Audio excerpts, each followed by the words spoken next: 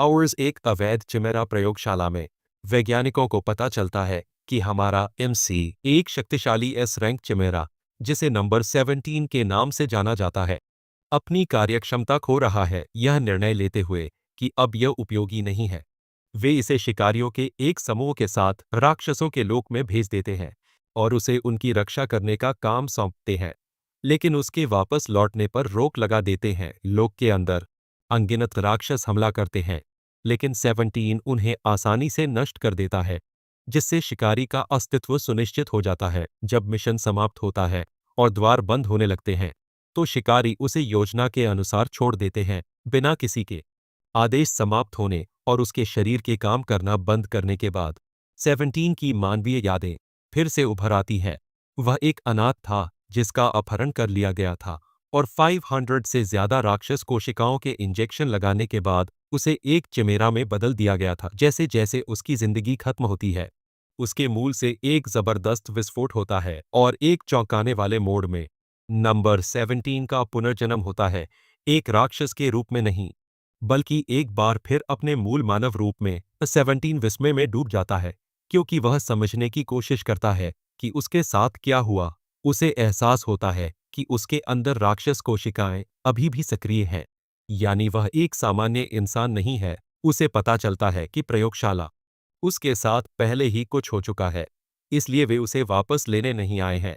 उसके शरीर में आए बदलावों के अलावा उसकी कलाई पर लिखा प्रयोग क्रमांक भी गायब हो गया है।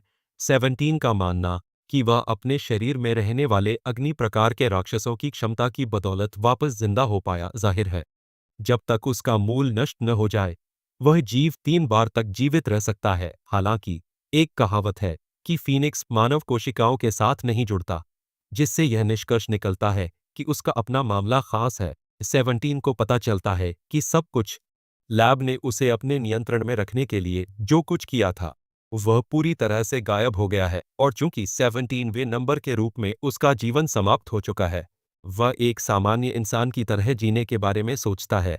एक नया जीवन शुरू करने की चाह में वह अपने लिए एक नाम सोचता है और अंततः डन पर शे से मिलता है। शियोन शुरू में बदला लेने के बारे में सोचता है, लेकिन वह इस विचार को छोड़ देता है क्योंकि उसे यह भी नहीं पता कि उसे किसे निशाना बनाना है। फिर भी उसे विश्वास है कि एक दिन वह अपने लक्ष्यों से मिल ही जाएगा। जब शियोन को पता चलता है कि उसका शरीर नंगा है, तो वह उसे पता चलता है कि कपड़े पाना इंसान बनने की पहली सीढ़ी होगी। वह दानव लोक में घूमना शुरू करता है और जल्द ही उसे एक नदी मिल जाती है जो उसे लगता है कि मददगार होगी। वह इधर-उधर देखता है और अचानक उसे एक मरा हुआ पक्षी राक्षस मिलता है जो जहर से मरा था। चूंकि उसे चमड़े की जरूरत थी, इसलिए उसने सोचा कि पक्षी की खाल काम आएगी। वह अपने हाथ को एक ब्लेड में बदल लेता है और प्रयोगशाला में सीखी गई बातों के साथ वह पक्षी की खाल उतारने लगता है। जैसे ही वह पक्षी की खाल में अपना ब्लेड घुसाता है, एक बड़ा जहर की गंध हवा में भर जाती है। फिर भी चियान पक्षी की खाल उतारना जारी रखता है और अंततः मृत पक्षी को नंगा कर देता है। अब उसके पास एक बड़ा चमड़ा है जिसे वह कपड़े की तरह इस्तेमाल कर सकता है, लेकिन वह निराश है कि चमड़ा बहुत सख्त है और साथ ही उसका उपचार भी नहीं किया गया है। तभी उसे याद आता है कि वह खुद चमड़ा रंग सकता है। वह काम पर लग जाता है और चमड़े को तब तक पीटना शुरू कर देता है जब तक वह पूरी तरह मुलायम न हो जाए। चियान को अपनी सफलता पर गर्व होता है और वह बिना समय गंवाए चमड़े को आकार देने में लग जाता है। ऐसा करते समय पक्षी उसके पीछे अचानक जिंदा हो गया है। अपनी मुट्ठियों से वह खाल को उस आकार में फाड़ देता है जो वह चाहता है, ताकि वह एक गुफावासी का कपड़ा बन जाए। वह देखता है कि जहर अभी पूरी तरह से खत्म नहीं हुआ है, लेकिन वह इस पर काम करने के लिए बहुत आलसी है और वह उसे ऐसे ही रहने देने का फैसला करता है। तभी उसे चिड़िया की चहचहाहट सुनाई देती है और वह पलटकर देखता है कि चिड़िया असल में मरी नहीं थी। ईशान देखता है कि चिड़िया उसकी बातों के अनुसार चल रही है, जिससे अंततः यह संकेत मिलता है कि वह शायद उसे समझ रही है। ईशियन और भी हैरान हो जाता है। पक्षी में पहले से ही मृत्यु के सभी लक्षण दिखाई दे रहे थे, लेकिन किसी कारण से वह अभी भी जीवित था। अब बिना ज्यादा सोचे समझे वह समझ जाता है कि यह अमर प्रकार के राक्षसों में से एक है। वह जानता है कि उसका पुराना स्वभाव बिना सोचे समझे पक्षी को मार देता, लेकिन चूंकि पक्षी पहले से ही इतना कमजोर है कि हिलडुल नहीं सकता, इसलिए उसे उसे मारने का कोई कारण नहीं दिखता। वह उन दोनों को भाग्यशाली प्राणी मानता है और पक्षी से आग्रह करता है कि वह अपना दूसरा जीवन अच्छी तरह से जिए, जैसा कि वह भी चाहता है। जैसे ही वह चला जाता है, शियान जिक्र करता है कि अगर किस्मत ने चाहा तो वे आखिरकार कहीं फिर मिल सकते हैं। कपड़ों की समस्या हल करने के बाद उसे पता चलता है कि उसका अगला काम अपने लिए एक घर खरीदना है। चियान इधर-उधर देखने लगता है और सबसे पहले उसे एक गुफा दिखाई देती है, जहां उसकी मुलाकात एक विशालकाय सेंटीपीड जैसे राक्षस से होती है। ऐसी अंधेरी जगह में रहने में उसकी रुचि न होने के कारण वह उसे छोड़ देता है, लेकिन जाने से पहले वह राक्षस का सिर काट देता है। गुफा से निकलकर वह तब तक भटकता रहता है जब तक वह बर्फीले पहाड़ों तक नहीं पहुंच जाता। वह कुछ बर्फीले राक्षसों का सामना करता है, लेकिन वह उन्हें भी आसानी से मार गिराता है। वह बर्फीले पहाड़ों को बिल्कुल नहीं चाहता क्योंकि वहां उसे खाना मिलना मुश्किल होगा। वह अपने लिए एक आदर्श घर की तलाश जारी रखता है और इतनी मेहनत के बाद उसे आखिरकार एक ऐसी जगह मिल जाती है जो उसे पसंद आती है। उस इलाके में एक झील है और हरियाली से भरी एक पहाड़ी है जो उस इलाके को घेरे हुए है। वह झील की जांच करता है और पाता है कि वह मछलियों से भरी है, जिनका वह भोजन के लिए इस्तेमाल कर सकता है। एक आदर्श घर बनाने वाली हर चीज वहां मौजूद है उस इलाके में। और बिना ज्यादा बहस किए शियान को पता चल जाता है कि उसे अपना नया घर बनाने की जगह मिल गई है। दूसरी तरफ एक यांत्रिक प्रकार का चिमेरा अभी अभी दानव लोक में पहुंचा है। चूंकि चैन ने उस जगह पर घर बनाने का फैसला किया है, इसलिए उसे एक उपयुक्त जगह मिल जाती है और वह अपनी बांह को लंबे नुकीले ब्लेड में बदल लेता है। बस एक झटके से वह लकड़ियां काटकर उन्हें व्यवस्थित कर देता है।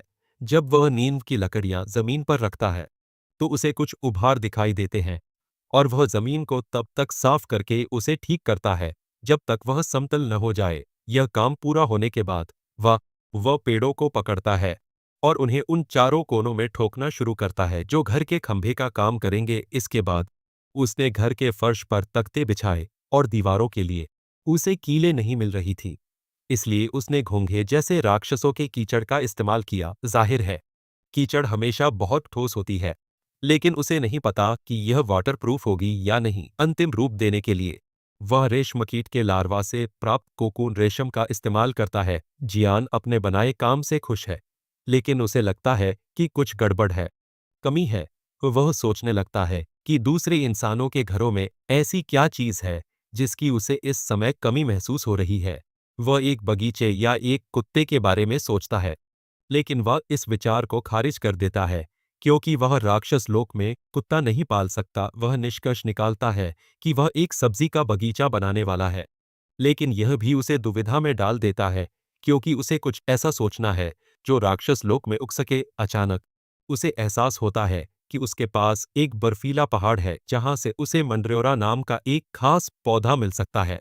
कौन तुरंत मंड्रेओरा की ओर चल पड़ता है।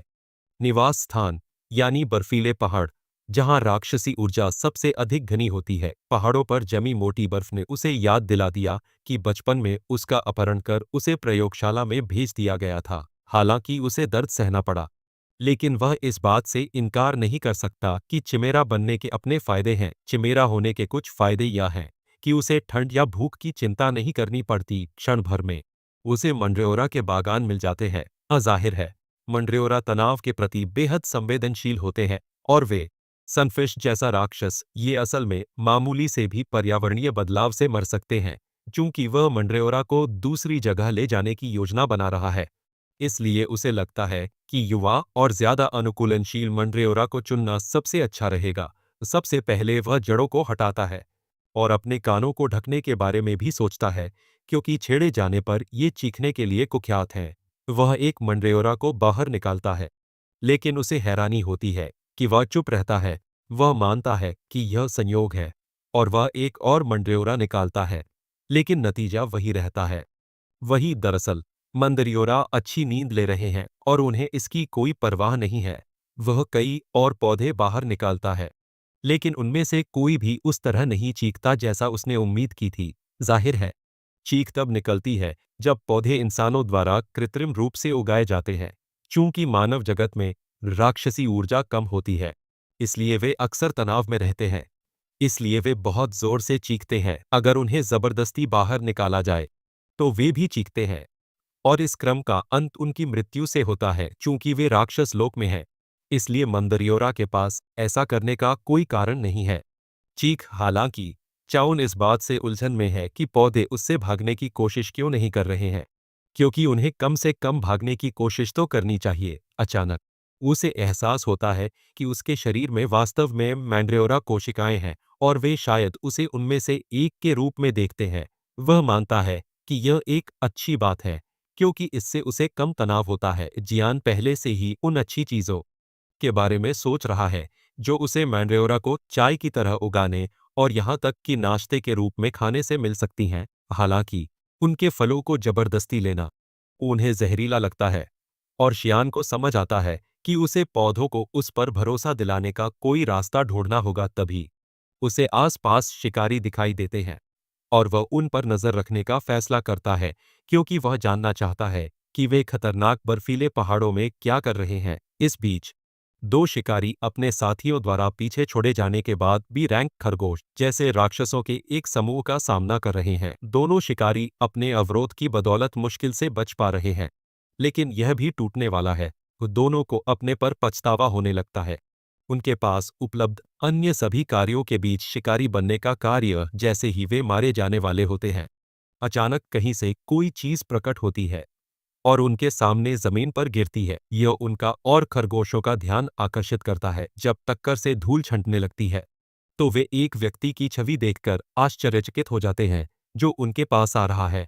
और वह कोई और नहीं बल्कि हमारा एमसी है। चियान को पता चलता है कि राक्षस बर्फ के खरगोशों से भिड़ रहे हैं, और जैसे ही खरगोश को अपने शरीर से आभा आती हुई महसूस हुई, घबराहट शुरू हो गई और वे सब हवा में गायब हो जाते हैं।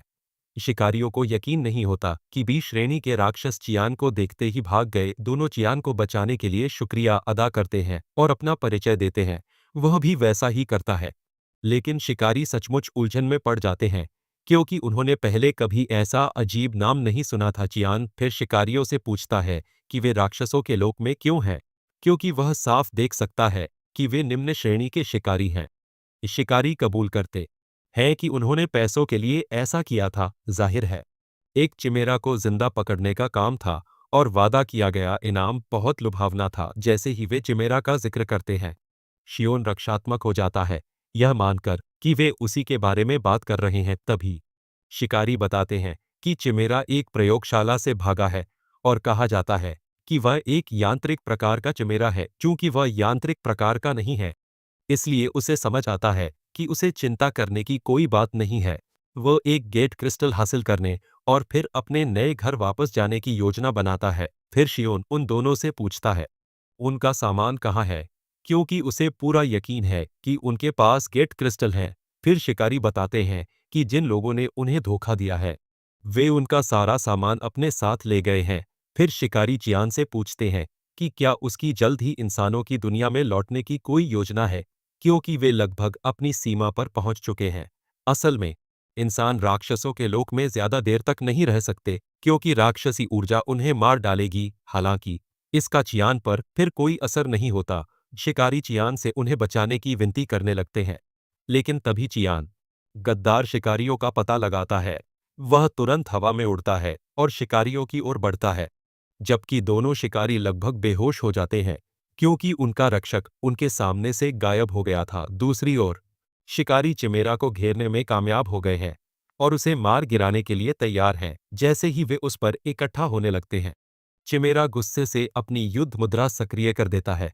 बिना किसी डर के शिकारियों से मुकाबला करने के लिए तैयार क्षण भर में चियोन उस आखिरी स्थान पर पहुंच जाता है जहां उसने चिमेरा को महसूस किया था, लेकिन वहां खून और शिकारी उपकरणों के अलावा कुछ नहीं मिला। इसके अलावा वहां एक बच्चे के पैरों के निशान और जानवरों के पैरों के निशान भी हैं, जिससे पता चलता है कि शिकारियों से लड़ते हुए चिमेरा अपना रूप बदल रहा था। चूंकि चिमेरा तरल धातु से बना था, इसलिए यह समझ में आता है कि यह स्वतंत्र रूप से अपना आकार बदल सकता है। हालांकि इसे बनाने में इस्तेमाल की गई सामग्री काफी दुर्लभ है, इसलिए इसे छोटा बनाया गया था, एक बच्चे या कुत्ते के आकार से ज्यादा नहीं। चियान इस बात से प्रभावित है कि चिमेरा 5B रैंक के शिकारियों का सामना करने में सक्षम था, जो इसके पीछे थे। दूसरी ओर, दोनों शिकारी अपनी सीमा पर पहुंच चुके हैं और उनमें से एक का बच्चा भी होने वाला है।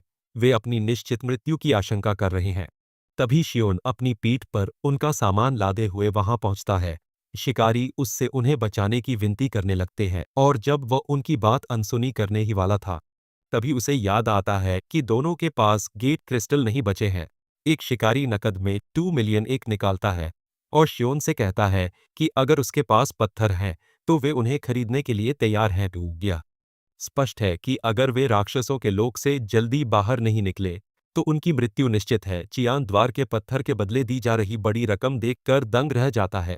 हालांकि उसे वास्तव में इसकी जरूरत नहीं है, फिर भी वह पैसे लेने का फैसला करता है क्योंकि जब वह अंततः मानव लोक में जाने का फैसला करेगा तो उसे इसकी जरूरत पड़ सकती है। फिर चियान उनके लिए एक द्वार खोलता है और शिकारी उसे प्रणाम करता है। उसे विश्वास दिलाता है कि वह उनके लिए किए गए उपकार को कभी नहीं भूलेगा। शिकारी अपना पहले से ही थके हुए दोस्त को छोड़ दो ताकि वे जा सके। और तभी चियोन बताता है कि गेट के पत्थर हमेशा 2,0,0 के आसपास होते थे, लेकिन शिकारी उसे बताता है कि कीमतें बहुत पहले बदल गई हैं। शिकारी चियोन से पूछता है कि उसे इसमें दिलचस्पी क्यों है और वह बताता है कि उसे थोड़ा बुरा लग रहा है कि उसने उनसे जबरन पैसे ऐंठे। इस अपराध बोध से मुक्ति पाने के लिए वह बदले में उनके लिए कुछ करने का फैसला करता है। वह थके हुए शिकारी के कंधे पर थपथपाता है और उसके शरीर में मन का संचार करना शुरू कर देता है, जिससे अंततः शिकारी चौंक जाते हैं। यह तकनीक कुछ ऐसी है जो यहाँ तक कि उच्च श्रेणी के शिकारी भी इसमें शामिल नहीं होना चाहते। ऐसा इसलिए क्योंकि मानस आपस में टकराकर उलझ सकते हैं, जिससे उनके मानस छिद्र फट जाएंगे और अंततः मृत्यु हो जाएगी।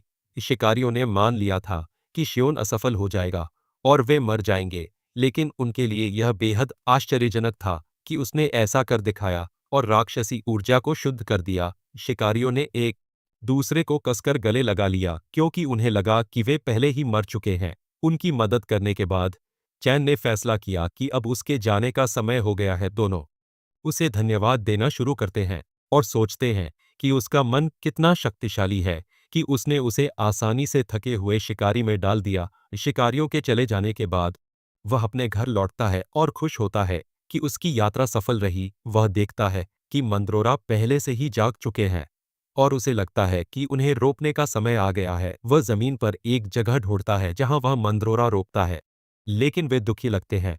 चियोन सोचता है कि उन्हें क्या हुआ है और वह उन्हें थोड़ा मन खिलाने की कोशिश करता है ताकि उन्हें अच्छा महसूस हो। जैसा कि उम्मीद थी, उनका मूड सचमुच बदल गया, जिससे शियान को राहत मिली। इस बीच यांत्रिक चिमेरा उसके पीछे झाड़ी में छिपा हुआ है और हालांकि वह चिमेरा की ऊर्जा को महसूस कर सकता है, फिर भी चियान तब तक कोई कदम नहीं उठाने का फैसला करता है जब तक कि वह वास्तव में उससे जुड़ना न चाहे। चियान अपने घर में कदम रखता है और शिकारियों से मिली हर चीज, जिसमें नकदी भी शामिल है, बाहर निकाल देता है। इनमें एक पोर्टेबल बर्नर, 8 गेट स्टोन, अतिरिक्त कपड़े और स्लीपिंग बैग शामिल है। चियान खुश है कि सब कुछ वैसा ही है जैसा उसे चाहिए था और खुशकिस्मती से बैग में रेमन भी है। उसे याद आया कि आखिरी बार उसने रेमन तब खाया था जब वह अनाथालय में था। भूख लगने के कारण वह अपने लिए रेमन बनाने का फैसला करता है। रेमन पैक पर दिए गए निर्देशों का पालन करते हुए वह एक बर्तन उठाता है और पानी लेने के लिए बाहर निकलता है। तभी एक मछली पानी से निकलकर उस पर हमला करने के लिए उड़ती हुई आती है।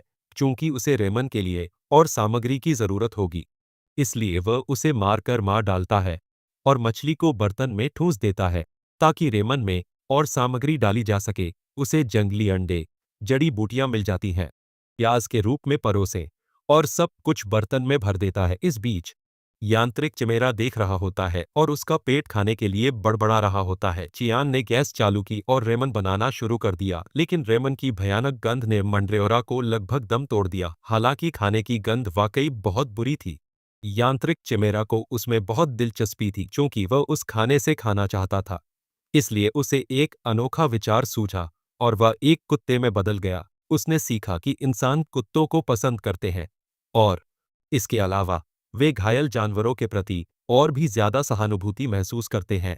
वह चियान के पास कुत्ते की तरह आता है लेकिन चियान आसानी से भांप लेता है कि यह यांत्रिक चिमेरा है। चियान स्थिति का आकलन करता है और पाता है कि यांत्रिक चिमेरा अभी छोटा है और सीख रहा है। वह सोचता है कि चिमेरा प्रयोगशाला से कैसे बच निकला और राक्षसों के लोक में कैसे पहुंच गया। चूंकि चिमेरा उसके साथ जाने को तैयार है, वह उसे अपना बनाया हुआ भयानक दिखने वाला रेमन देता है। दोनों साथ बैठकर खाना खाते हैं और यह चायोन को याद दिलाता है कि जब वह और उसके साथी अनाथालय में रेमन खाने का आनंद ले रहे थे। अपने स्वादिष्ट भोजन का आनंद लेने के बाद चियोन चिमेरा से कहता है कि वह जा सकता है क्योंकि उसे सफाई करनी है। कुत्ता जाने के लिए मुड़ता है, लेकिन जैसे ही वह चला जाता है, चियोन उसे याद दिलाता है कि वह पहले अपने बाएं पैर पर लंगड़ा रहा था। चिमेरा चौंक जाता है और उसे पता चलता है कि उसे खोज लिया गया है, लेकिन वह अपना कथित रूप से प्रभावित पैर बदल देता है और चलना जारी रखता है। कुछ ही देर बाद वह कपड़े धोने का फैसला करता है और शिकारियों से मिले कुछ कपड़े पैक कर लेता है। वह उसे एहसास होता है कि उसे ऐसा करना ही होगा, क्योंकि जब तक वह गुफाओं का आदमी नहीं बन जाता, तब तक वह जिंदगी भर चमड़े के कपड़े नहीं पहन सकता। वह कमीज को एक पत्थर पर रखता है और उसे एहसास होता है कि वह बस कपड़े धोने के उन निर्देशों का पालन करेगा जो उसे पहले से ही पता है। वह एक छोटी सी छड़ी पकड़ता है और सावधानी से कमीज पर मारता है, लेकिन उसे हैरानी होती है कि उसके हल्के से प्रहार से भी पत्थर और कमीज चकनाचूर हो जाते हैं। शॉन को इस बात का एहसास होता है कि ताकतवर होने के क्या मायने होते हैं, लेकिन उसे इस बात से तसल्ली मिलती है कि उसके पास आजमाने के लिए एक और कमीज है। हालांकि वह देखता है कि यांत्रिक चिमेरा अभी भी उसका पीछा कर रहा है, हालांकि उसने संपर्क करने से इनकार कर दिया है। फिर भी वह अपने भेष में आने वाली किसी भी चीज में बदल रहा है और उसकी हर हरकत पर नजर रख रहा है। अब तक उसने जो कुछ भी देखा है, उससे चियोन को पता चलता है कि यांत्रिक चिमेरा अभी भी 5 साल से कम उम्र का है। इसके अलावा उसकी यांत्रिक भाषा भी अजीब है, जिसे चैन ठीक मानता है, क्योंकि यह युवा चिमीज में एक दुष्प्रभाव मात्र है जिन्हें जबरन इसकी जानकारी दी गई थी। उनमें प्रत्यारोपित एक बेहद मुश्किल पल के बाद वह आखिरकार कपड़े धोने में कामयाब हो जाता है और कपड़े अच्छे से धुल जाते हैं। हालांकि कमीज धोने के बाद उसे एहसास हुआ कि वह उसके लिए बहुत छोटी है, लेकिन उसे फेंकने के बजाय उसने फैसला किया कि वह उसे रस्सी पर टांग देगा और उसे ट्रॉफी की तरह वहीं छोड़ देगा। इसके बाद उसे पता चलता है कि उसकी सूची में अगला काम मंड्रियोरा की जांच करना है। जैसे ही उसने कपड़े को रस्सी पर छोड़ा, यांत्रिक कल्पना उसे पकड़ लेती है और उसे पहन लेती है, क्योंकि वह उसके देखे हुए दृश्य की नकल कर रही होती है। दूसरे इंसानों में यांत्रिक चिमेरा घोषणा करता है कि कमीज आखिरकार उसकी अपनी है और इसे और भी बेहतर बनाने के लिए वह सुंदर लंबे बालों वाली एक युवा लड़की में बदल जाती है। मंड्रियोरा को देखते हुए चियान को एहसास होता है कि वे वाकई अजीब व्यवहार कर रहे हैं, जो कि ऐसा नहीं होना चाहिए। पौधों की पत्तियां पहले से ही मुरझा रही हैं और जड़ें सूखी हुई लग रही हैं। चियान उलझन में है, क्योंकि मंड्रियोरा के लिए खेत बनाते समय उसने सारे खरपतवार उखाड़ दिए थे। फिर चियान ध्यान से जांच करता है और तब उसे पता चलता है कि जमीन के नीचे परजीवी हैं, जो मंड्रियोरा के लिए जीना मुश्किल बना रहे हैं। वह खुद को दोषी मानता है कि उसने पूरी तरह से जांच नहीं की, जिससे पौधे लगभग मर गए। उसे समझ आता है कि उसे एक अच्छा बगीचा बनाना होगा, जो लगभग उसके घर के आकार का हो। जैसे ही वो शुरू करने वाला होता है, चिमेरा प्रकट होता है और उसका स्वागत करता है। चियान यह देखकर चौंक जाता है कि चिमेरा एक लड़की में बदल गया है और उससे बात करने की कोशिश भी कर रहा है। लड़की चियान से पूछती है कि क्या उसके पीछे की संरचना उसका घर है, और चियान हाँ कहता है। फिर वह पूछती है कि क्या वह उस जगह का मूल निवासी है, और जैसे ही चियान यह सुनता है, वह उसके साथ थोड़ा खिलवाड़ करने का फैसला करता है। चियान कहता है कि वह वहां का मूल निवासी है और वह चिमेरा से पूछता है कि वह किस जनजाति से है। चिमेरा इस सवाल से स्तब्ध रह जाती है, लेकिन कुछ देर सोचने के बाद वह बताती है कि वह झरने के उस पार से आई है, जो काफी दूर है। वह आगे कहती है कि वह इतनी दूर है कि चियान के लिए उसे ढूंढना लगभग नामुमकिन है। चियान उसके साथ और खेलने का फैसला करता है और पूछता है कि क्या वह नारियल से है, झरने के पास रहने वाली जनजाति। चिमेरा तुरंत इस बात पर सहमत हो जाती है और कहती है कि वह नारियल जनजाति से है। फिर शियोन उस पोशाक का जिक्र करता है जो उसने पहनी हुई है और कहता है कि यह साफ तौर पर उसकी है। लड़की तर्क देती है कि उन्हें अपने कबीले में जो मिलता है वह स्वतः ही उनका हो जाता है। चियान पीछे हटने का फैसला करता है और लड़की से कहता है कि वह उसे लेने के लिए स्वतंत्र है। चियान उससे पूछता है कि वह उस इलाके में क्यों है और वह बताती है कि उसे कबीले से निकाल दिया गया था, इसलिए वह एक एहसान मांगना चाहती है। लड़की चियान से कहती है कि वह उसके घर पर रहना चाहती है और वह उससे विनती करती है कि वह मान जाए। चियान मूर्खता का नाटक करते हुए उससे पूछता है कि वहां रहने के बारे में उसका क्या मतलब है और वह बताती है कि वह सुरक्षित लगता है। चियान को समझ आता है कि उसे रहने के लिए एक जगह चाहिए और वह मान जाता है, लेकिन वह उसे यह भी बताता है कि उसे अपनी योग्यता साबित करनी होगी। लड़की मान जाती है और वह सुझाव देती है कि चोन उसे कोई काम दे। फिर चियान उसे बताता है कि उसे खेत जोतने के लिए उसकी जरूरत पड़ेगी क्योंकि वह मंदरौरा के लिए एक नया घर बनाना चाहता है। लड़की बिना समय गंवाए छड़ी पकड़ लेती है, उससे बात करते हुए उसे यकीन दिलाती है कि वह अपनी ताकत का इस्तेमाल करने में माहिर है। वह तुरंत जमीन पर गिर पड़ती है, जिससे चियान हैरान रह जाता है क्योंकि लड़की अपनी ताकत छिपाने की कोशिश भी नहीं कर रही है। चियान को तब पता चलता है कि उसे एक आम बच्ची होने की आदत नहीं है, इसलिए वह समझ नहीं पाती कि वे कैसे व्यवहार करते हैं।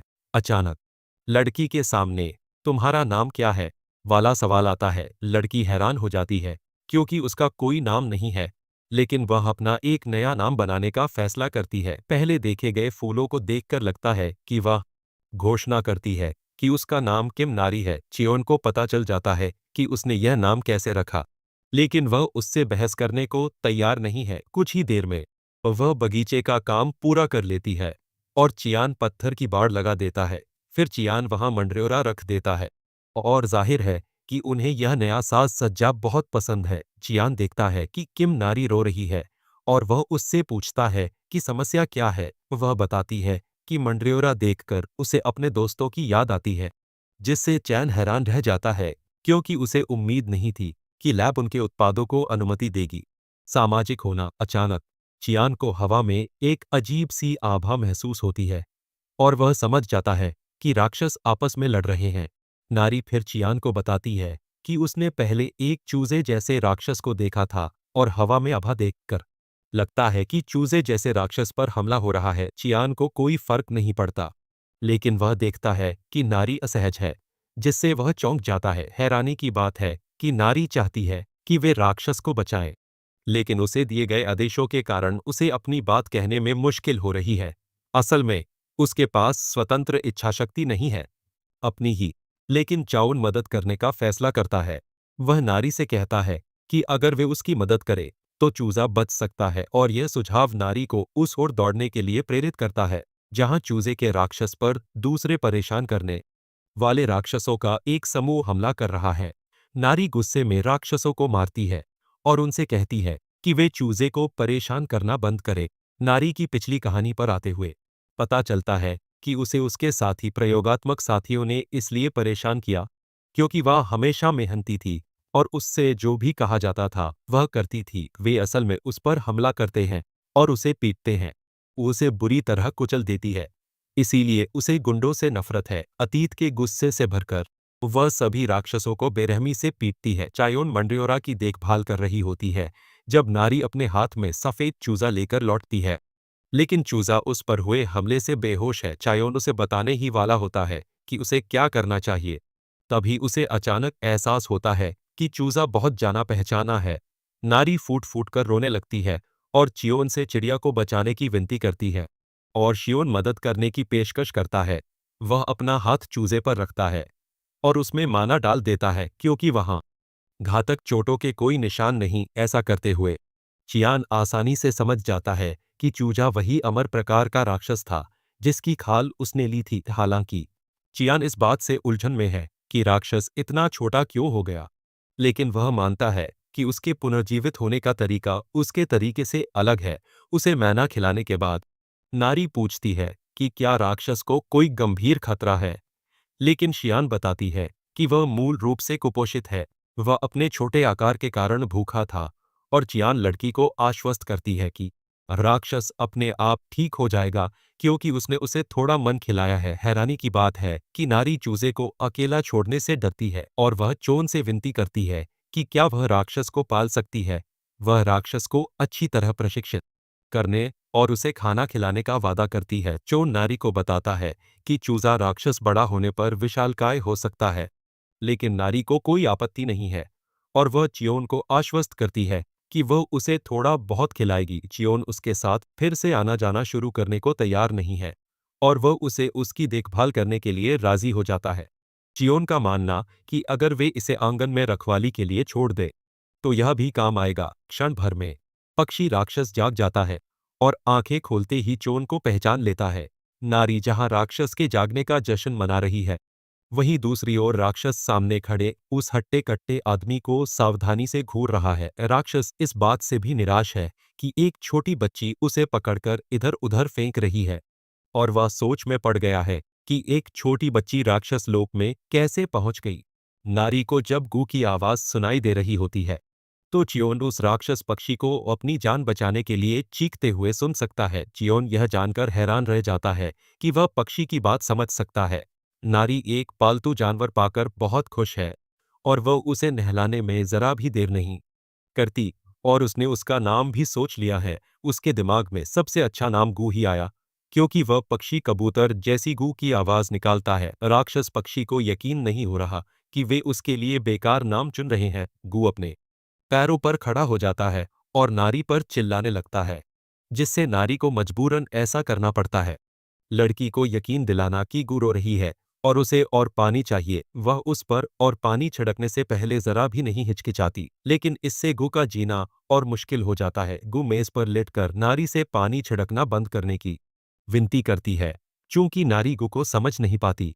चियोन बीच में आता है और नारी से पानी छिड़कना बंद करने को कहता है। तब नारी तय करती है कि गू को खाने की जरूरत है और वह खाना लेने बाहर निकल जाती है। बाद में शियोन को पता चलता है कि उसे एक जगह रखनी होगी और वह कुछ पेड़ लगा देता है ताकि वह उन्हें अपनी पसंद के आकार में काट सकता है। हालांकि पेड़ जरा से स्पर्श से ही टूट जाता है, जिससे चांद उलझन में पड़ जाता है। वह जानता है कि उसने सभी निर्देशों का पालन किया है, लेकिन गू उसे बताता है कि वह सब कुछ गलत कर रहा है। गू बताता है कि पेड़ों की बनावट अलग-अलग होती है और चांद जिस पेड़ को काटने की कोशिश कर रहा है, वह मूल रूप से मुलायम लकड़ी है। चियान यह जानकर हैरान है कि पेड़ों की कठोरता अलग-अलग होती है और गू को यकीन नहीं हो रहा कि वह आदमी इतना मूर्ख क्यों है कि उसे इसकी जानकारी नहीं है।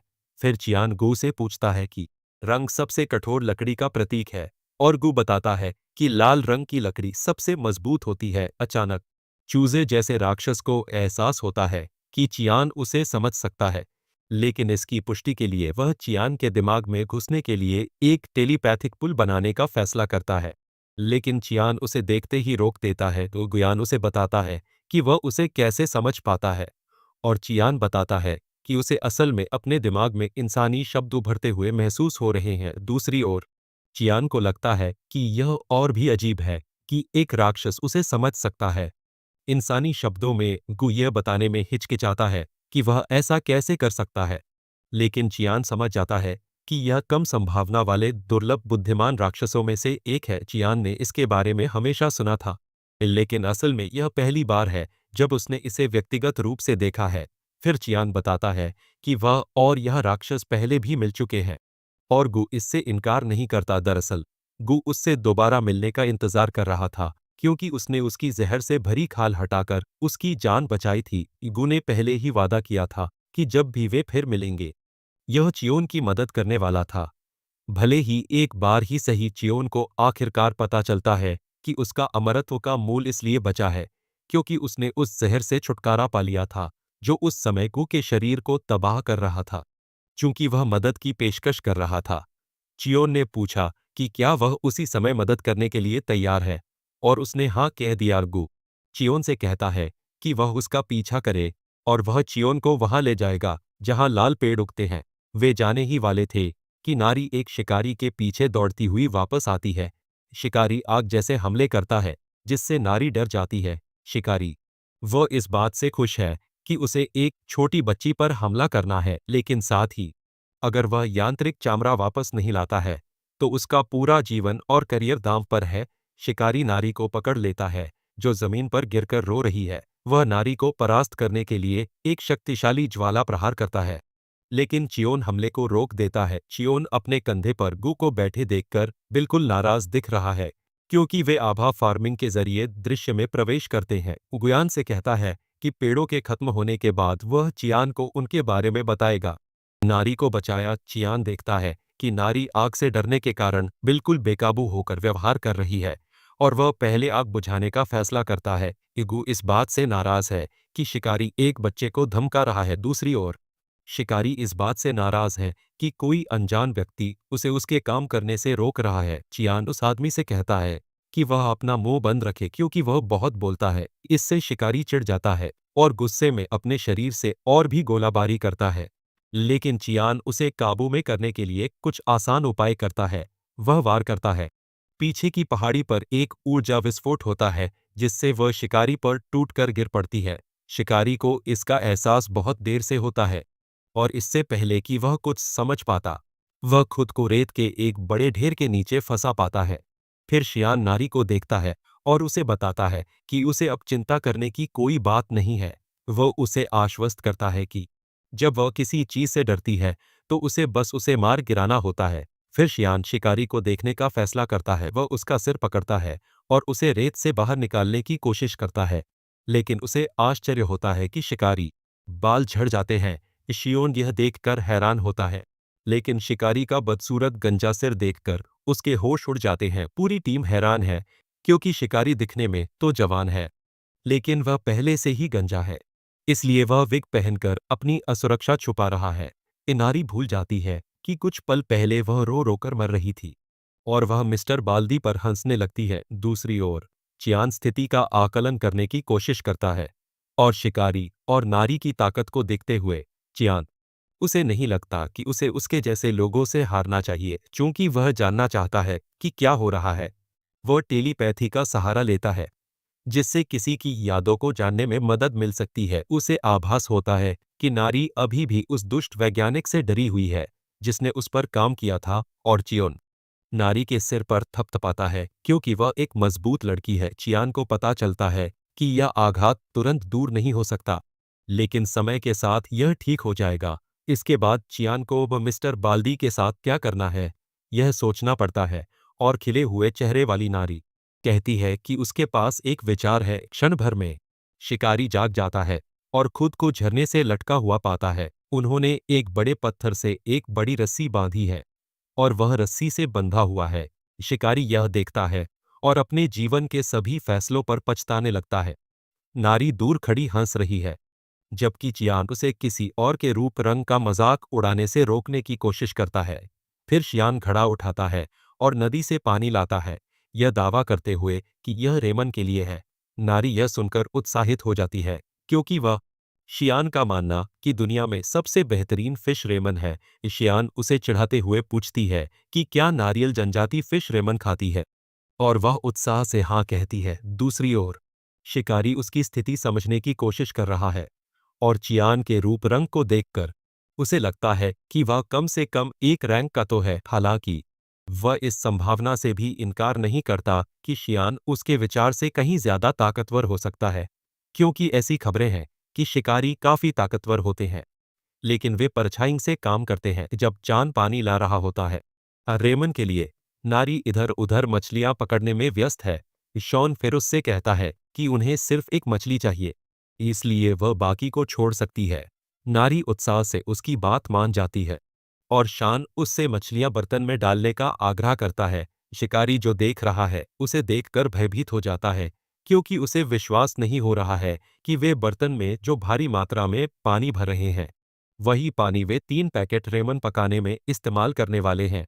शिकारी उस घिनौने कृत्य को बर्दाश्त नहीं कर पाता जो वे करने वाले हैं, और वह चीख पड़ता है, उन्हें यह कहते हुए छोड़ दे कि उसे जाने दे, ताकि वह रेमन पका सके। चियान मान जाता है और उसे वहीं से नीचे गिरा देता है, ताकि वह रेमन पका सके। हालांकि वह सिर्फ रेमन ही है। शिकारी उन दोनों की ओर से आ रहे भारी दबाव को भांप लेता है, और अंततः उसे इशारा करता है कि अगर उसने गड़बड़ की तो उसकी खैर नहीं, चेहरे से पसीना टपक रहा है।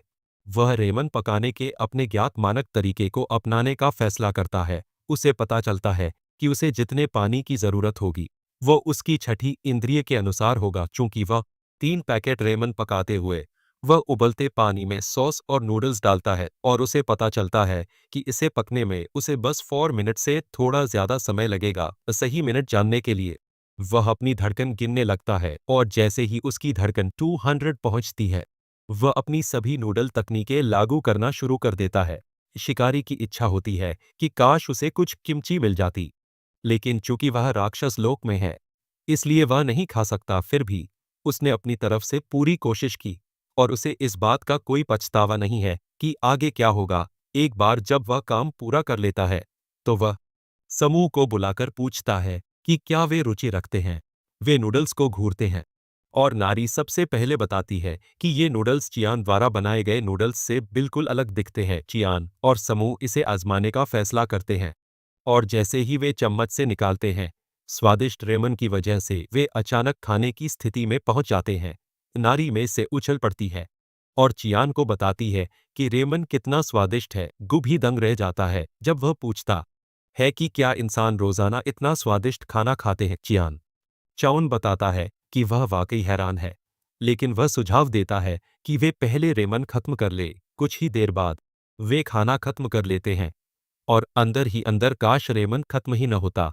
शिकारी घबराकर उनसे पूछता है कि क्या उन्हें रेमन पसंद आया और सबसे पहले चाउन उससे पूछता है कि वह असल में क्या चाहता है। शिकारी इस सवाल से उलझन में पड़ जाता है और चाउन कहता है कि रेमंड इतना स्वादिष्ट है कि वह उसे मुफ्त में नहीं खा सकता। फिर चियान शिकारी से आग्रह करता है कि वह उसे बताए कि उसे क्या चाहिए और क्या वह अंदर की कोई चीज है। अपनी शक्ति के लिए वह उसे देने का वादा करता है। शिकारी नामकिस यह सुनकर खुश होता है और तुरंत मुंह के बल गिर पड़ता है और चायोन से कहता है कि वह उसे भी उसकी तरह शक्तिशाली बनना सिखाए। चियोन यह सुनकर चौंक जाता है और किशियो से पूछता है कि जब वह उसका स्वामी नहीं है तो वह उसे सिखाने के लिए क्यों कह रहा है। किस कबूल करता है कि चियोन अब तक का सबसे शक्तिशाली शिकारी है जिससे वह मिला है। इसके अलावा किसाक देख सकता है कि चियान दानव लोक में बस गया है, इसीलिए उसने वहां एक घर बनाया है। किजयोक उसके पास होने के फायदों की ओर इशारा करने की कोशिश करता है, उसे अपने आस पास रखना। और सबसे खास बात यह है कि वह खाना बना सकता है। दरअसल वह एक डिलीवरी मैन बनने को तैयार है जो चियोन को मानव जगत से चीजें लाने में मदद करता है। किस्सोक चियोन से सीखने के लिए बहुत बेताब है ताकि उसे एक रैंक पर पदोन्नत किया जा सके। चियान फिर किसी से पूछता है कि क्या उसने इनाम के कारण नारी पर हमला किया था। शिकारी हैरान है कि उस यांत्रिक प्राणी को एक नाम मिल गया है और चियान उसके कान में फुसफुसाता है कि उसे अपनी बात पर अड़े रहना चाहिए कि नारी नारियल जनजाति से है। किस्योक बताता है कि वह नारी के पीछे इसलिए गया क्योंकि निजी कारणों से जिन्हें बताना उसके लिए मुश्किल है, लेकिन वह चियान को आश्वस्त करता है कि यह निश्चित रूप से इनाम की वजह से नहीं है। फिर किसुक बताता है कि जब तक वह हंटर प्रमोशन टेस्ट पास कर लेता है उसे किसी और चीज की चिंता नहीं है। उसकी विनती सुनने के बाद चियान उसकी मदद करने के लिए तैयार हो जाता है क्योंकि उसने उसके लिए स्वादिष्ट खाना भी बनाया था। प्रशिक्षण शुरू करने के लिए वह सुझाव देता है कि वे पहले एक स्पैरिंग मैच से शुरुआत करें। किसोक यह सुनकर खुश होता है, लेकिन नारी बीच में ही कह देती है कि वह किसोक के साथ स्पैरिंग करना चाहती है। चियान उससे पूछती है कि क्या वह अपनी कही बात पर पूरा भरोसा करते हुए वह चियोन को याद दिलाती है कि उसी ने कहा था कि डरावनी चीजों को बेहोश कर देना चाहिए। दृढ़ निश्चय से भरी वह किसियों की आग बुझाने का भी एक मौका चाहती है। फिर चियोन एक काले पत्थर की ओर इशारा करते हुए किसियों से पूछती है कि क्या वह उसे तोड़ सकता है। इस पत्थर को ब्लैक आयरन स्टोन के नाम से जाना जाता है, जिसके बारे में कहा जाता है कि यह हीरे से भी कई गुना ज्यादा कठोर होता है। किसो किस अनुरोध से स्तब्ध रह जाता है और जब वह अभी भी बहाने बना रहा होता है कि वह पत्थर क्यों नहीं तोड़ सकता, तो नारी उसे चकनाचूर कर देता है और मांग करता है कि वे एक मुकाबला करें। अगला दृश्य किशक की पिछली कहानी में जाता है, जो एक स्वाभाविक रूप से जागृत शिकारी था और उस समय उसे एक विलक्षण प्रतिभा माना जाता था। उसने अपनी क्षमताओं को 8 साल की उम्र में जागृत कर लिया था, जो कि थोड़ा जल्दी है, क्योंकि आम लोग अपनी क्षमताओं को 10 साल या उससे ज्यादा उम्र में जागृत कर लेते हैं।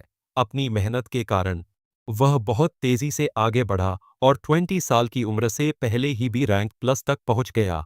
उसके लिए सब कुछ बहुत अच्छा चल रहा था, जब तक उसे एहसास नहीं हुआ कि उसके बाल गिर गए थे। 20 की उम्र के शुरुआती सालों में उनके सिर का मुकुट तेजी से छोटा हो गया और 25 के दशक के मध्य तक पहुंचते पहुंचते उनके सिर के बाल एम आकार के हो गए। किसियो ने इस समस्या का समाधान ढूंढने के लिए दवाखानों में जाना शुरू कर दिया। हालांकि फार्मासिस्ट ने उन्हें ट्रांसप्लांट करवाने की कोशिश छोड़ देने को कहा, क्योंकि अंततः उनके बाल झड़ जाएंगे। वह कभी बहुत ही खूबसूरत और प्रतिभाशाली व्यक्ति थे, लेकिन बालों की समस्या ने उनकी त्वचा की रंगत छीन ली। इस वजह से एक शिकारी के रूप में उनका विकास भी पूरी तरह रुक गया।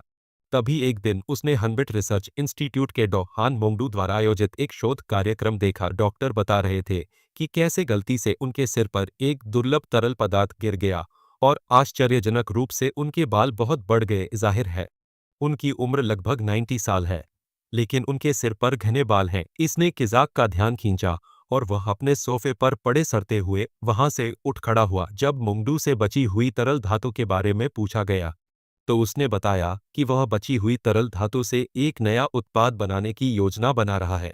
यांत्रिक जीवन रूप और बड़े पुरस्कार के लिए चुनौती। कियो को तब एक वास्तविक झटका लगता है जब उसे पता चलता है कि डॉक्टर के पास बालों के झड़ने का इलाज बनाने की कोई योजना नहीं है, जिसे मानवता के लिए वास्तविक उपयोग माना जाता है। इसके कुछ दिनों बाद क्योंक समाचार में पढ़ता है कि हनबिट अनुसंधान संस्थान द्वारा निर्मित यांत्रिक जीवन रूप दानवलोक में भाग गया है। चूंकि दानवलोक में कोई नियम नहीं है, किशियो अपनी नींद से जागा और उसने यांत्रिक जीवन रूप को खोजने का फैसला किया ताकि वह उसे अपने पास रख सके। वह वहां की सारी धातु उसके सिर पर डालने की योजना बना रहा है, लेकिन अब जब वह दानवलोक में है और नारी से युद्ध कर रहा है, तो उसे बुरी तरह पीटा जा रहा है। किशियो को यकीन नहीं हो रहा कि नारी उससे कहीं ज्यादा ताकतवर है, क्योंकि वह नारी पर एक भी वार नहीं कर पाया। चियान निराश हो जाता है और किसोक को यह बात बताता है। हालांकि किसोक हार मानने वाला नहीं है और वह अपने कथित स्वामी को भरोसा दिलाता है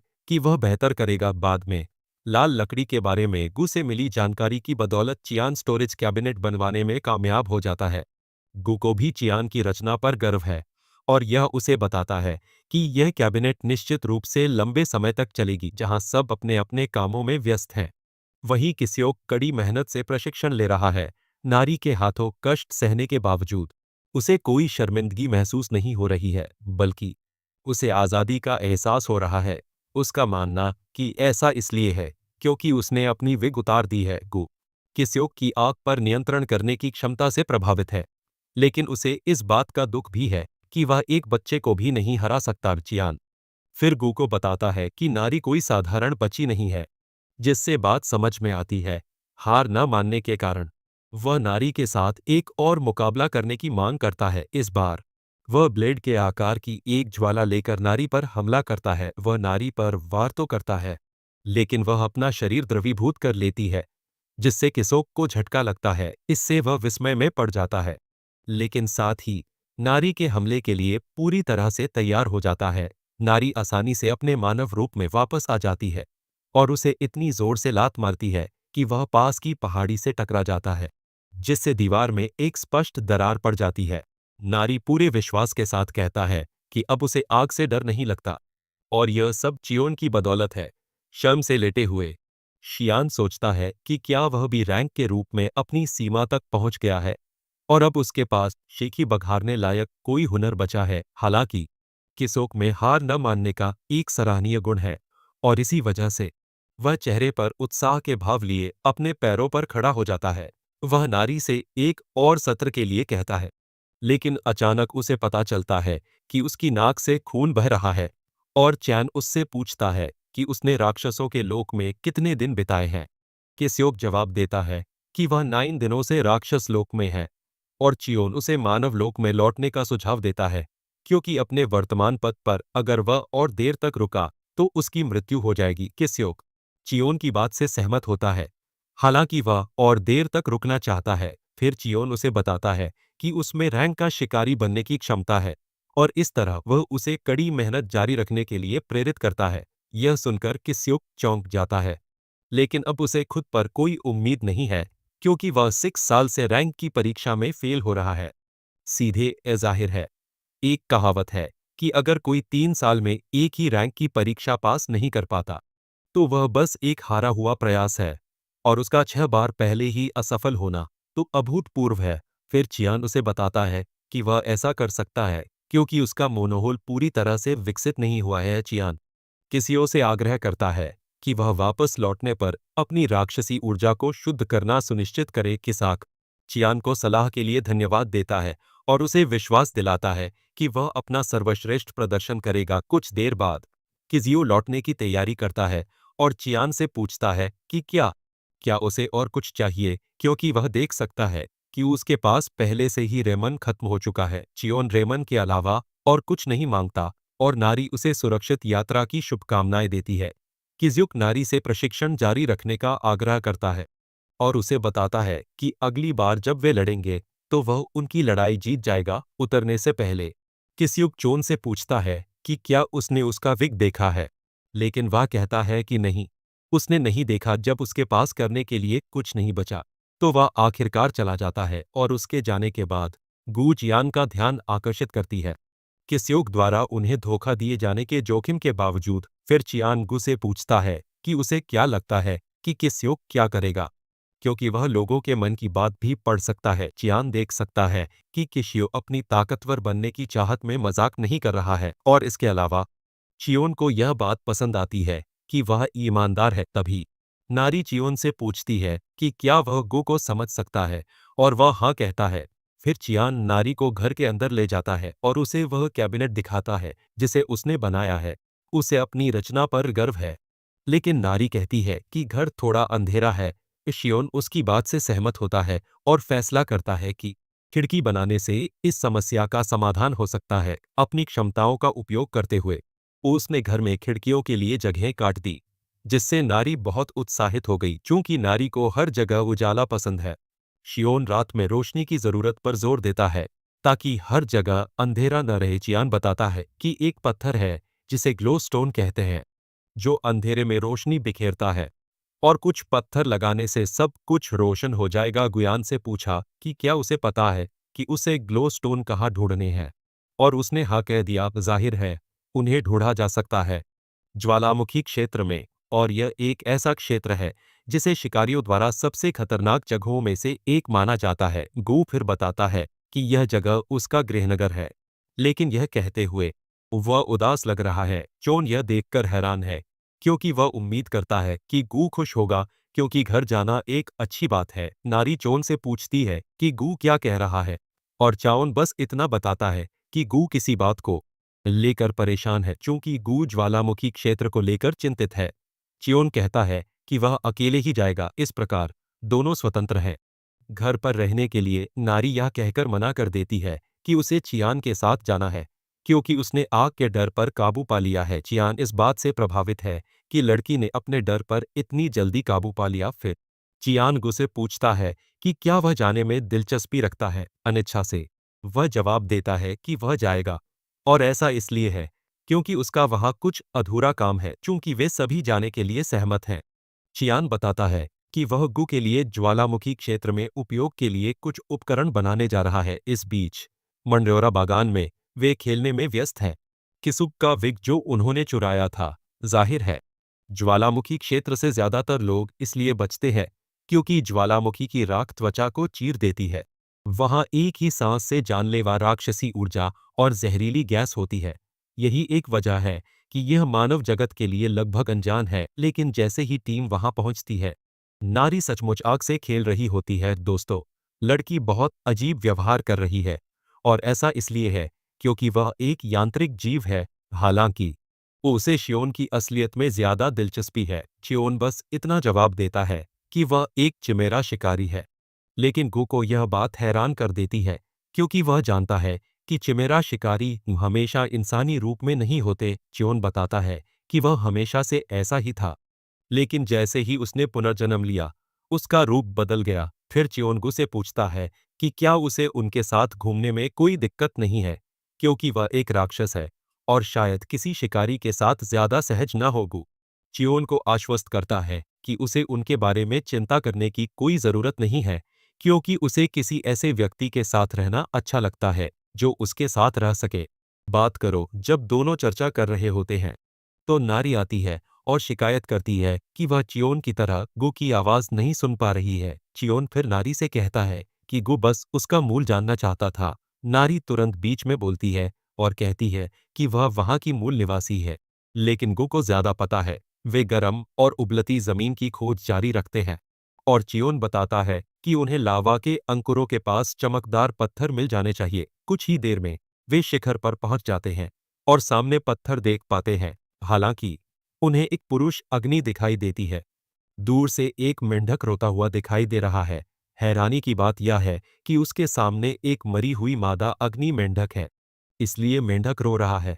ऐसा लगता है कि मादा मेंढक अपने अंडों को ले जा रही थी जब उसकी मौत हो गई। गू बताता है कि केवल मादा मेंढक ही अंडों को ले जा सकती है और चूंकि वह पहले ही मर चुका है, इसलिए इस बात की बहुत अधिक संभावना है कि सभी अंडे भी मर जाएंगे। इसके अलावा गड्ढे के अंदर का तापमान इतना अधिक है कि अंडे जीवित नहीं रह सकते जैसी कि उम्मीद थी। नारी को मेंढक पर दया आती है और चियोन आगे बढ़ने का फैसला करता है। में चियोन मेंढक की ओर कूदता है, जबकि गाइस उसे चेतावनी देता है कि वह उसके पास न जाए, क्योंकि मेंढक स्पष्ट रूप से उत्तेजित है जैसा कि अनुमान लगाया गया था। मेंढक अपनी अग्नि श्वास से चियान पर हमला करता है, लेकिन चियोन उसे केवल एक उंगली से रोक देता है इससे पहले कि मेंढक कुछ समझ पाता। चियान उसके पास पहुंच जाता है और वह केवल एक उंगली से उसके सिर पर थपथपाता है। पता चलता है कि चियोन ने मेंढक के सिर पर थपथपाते समय उसे लकवाग्रस्त कर देने वाला जहर दे दिया था। इससे मेंढक की गतिशीलता कम हो जाती है, लेकिन चियान को अच्छी तरह पता है कि मेंढक जल्द ही जाग जाएगा, क्योंकि उसने अभी थोड़ी सी ही शक्ति का इस्तेमाल किया था। जहर इसके अलावा अग्नि मेंढक जहर के प्रति काफी प्रतिरोधी होते हैं। चोटी से नारी चियान पर चिल्लाकर पूछती है कि क्या वह ठीक है। चियान जवाब देता है कि वह ठीक है, क्योंकि उसके शरीर में अग्नि मेंढक कोशिकाएं हैं। चियान कहता है कि वे मरे हुए मेंढक का कुछ नहीं कर पाएंगे, लेकिन उसे विश्वास है कि वे जिंदा मेंढक को बचा सकते हैं। फिर चियान अंडे इकट्ठा करता है और उन्हें नर मेंढक की पीठ पर रखता है और फिर उसे कसकर बांध देता है ताकि वह गिर न जाए। नर मेंढक जब वह होश में आता है और देखता है कि अब उसके पास अंडे हैं, तो वह चौंक जाता है। वह अपने मृत साथी के पास जाता है और अलविदा कहता है, फिर बहुत दूर छलांग लगा देता है। उस क्षेत्र से दूर अपनी अंतिम छलांग लगाने से पहले अग्नि मेंढक पीछे मुड़कर नारी को कुछ देर तक घूरता है और वह निष्कर्ष निकालती है कि मेंढक उन्हें धन्यवाद देने की कोशिश कर रहा था, चूंकि वे मेंढकों के साथ काम कर चुके हैं।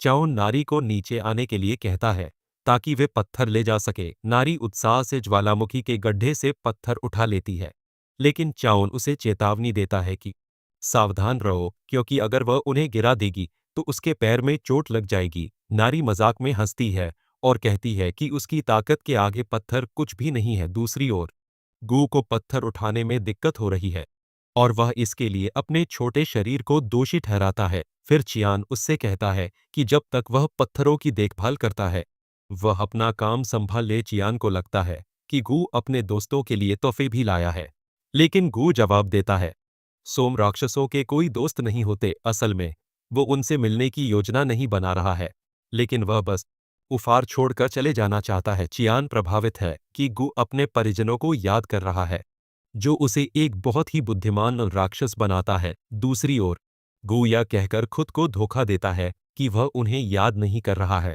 लेकिन उसे जाते समय उन्हें अलविदा न कहने का पछतावा है। तब चान गू से पूछता है कि उसने अपना पैक क्यों छोड़ दिया। गू तब उल्लेख करता है कि उसकी बुद्धिमत्ता जागृति के साथ कुछ अच्छी चीजें आई हैं और कुछ बुरी चीजें भी हैं। जाहिर है गू को लगा कि अगर उसने यह नहीं सीखा होता तो उसे कभी भी वह खालीपन महसूस नहीं होता जो वर्तमान में उसे तबाह कर रहा है। भाषा गू खुद को श्रेष्ठ और अकेला महसूस कर रहा था, क्योंकि वह किसी से ठीक से जुड़ नहीं पा रहा था, इसलिए उसने झुंड छोड़ दिया। दरअसल उसके झुंड को पता ही नहीं कि वह चला गया है, लेकिन वह उन्हें दोष नहीं देता, क्योंकि उनमें सचमुच भाईचारे का भाव नहीं है। पत्थर हटाते समय नारी अचानक एक अंडे पर ठोकर खाती है, जो जाहिर तौर पर एक राक्षस का अंडा है, लेकिन उसे नहीं पता कि वह कौन सा है। हालांकि जब गू लगभग गिर गया और उसके हाथ से पत्थर गिर गया तो अंडे में हल्की सी दरार आ गई। चियान चिंतित है। हो सकता है कि इस बच्चे को कोई समस्या हो, क्योंकि उसे मजबूत और स्वस्थ होने के लिए अंडे से खुद ही बाहर निकलना होगा।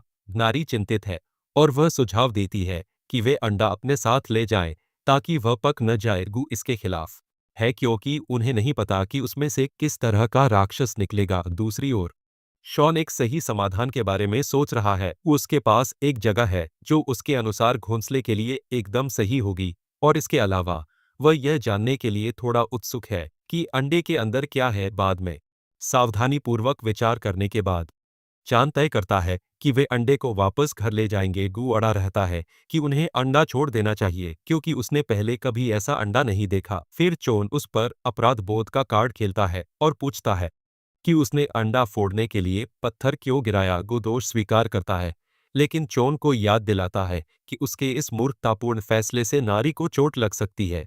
फिर चोन गुस्से कहता है कि जब तक वह आसपास है उन्हें चिंता करने की कोई बात नहीं है। एगू उसे अपने दिल में ले लेता है, उसकी बात मान लेता है और वह अंडा घर ले जाने के लिए राजी हो जाता है। चूंकि वे सभी अंडा घर ले जाने के लिए राजी हो गए हैं, इसलिए चियान सुझाव देता है कि वे अपना पत्थर खनन जारी रखें। इसके तुरंत बाद समूह घर लौटता है और देखता है कि किसियो वापस आ गया है। चियान हैरान है कि वह लड़का जल्दी लौट आया। फिर किस्यो उसके लिए चियान का बैग उठाने की पेशकश करता है और चियान उसे बैग देने का फैसला करता है क्योंकि वह दावा करता है कि वह मजबूत है। किस्यो बैग ले लेता है, लेकिन वह उसे तुरंत गिरा देता है मानो उसे थोर का बैग दे दिया गया हो।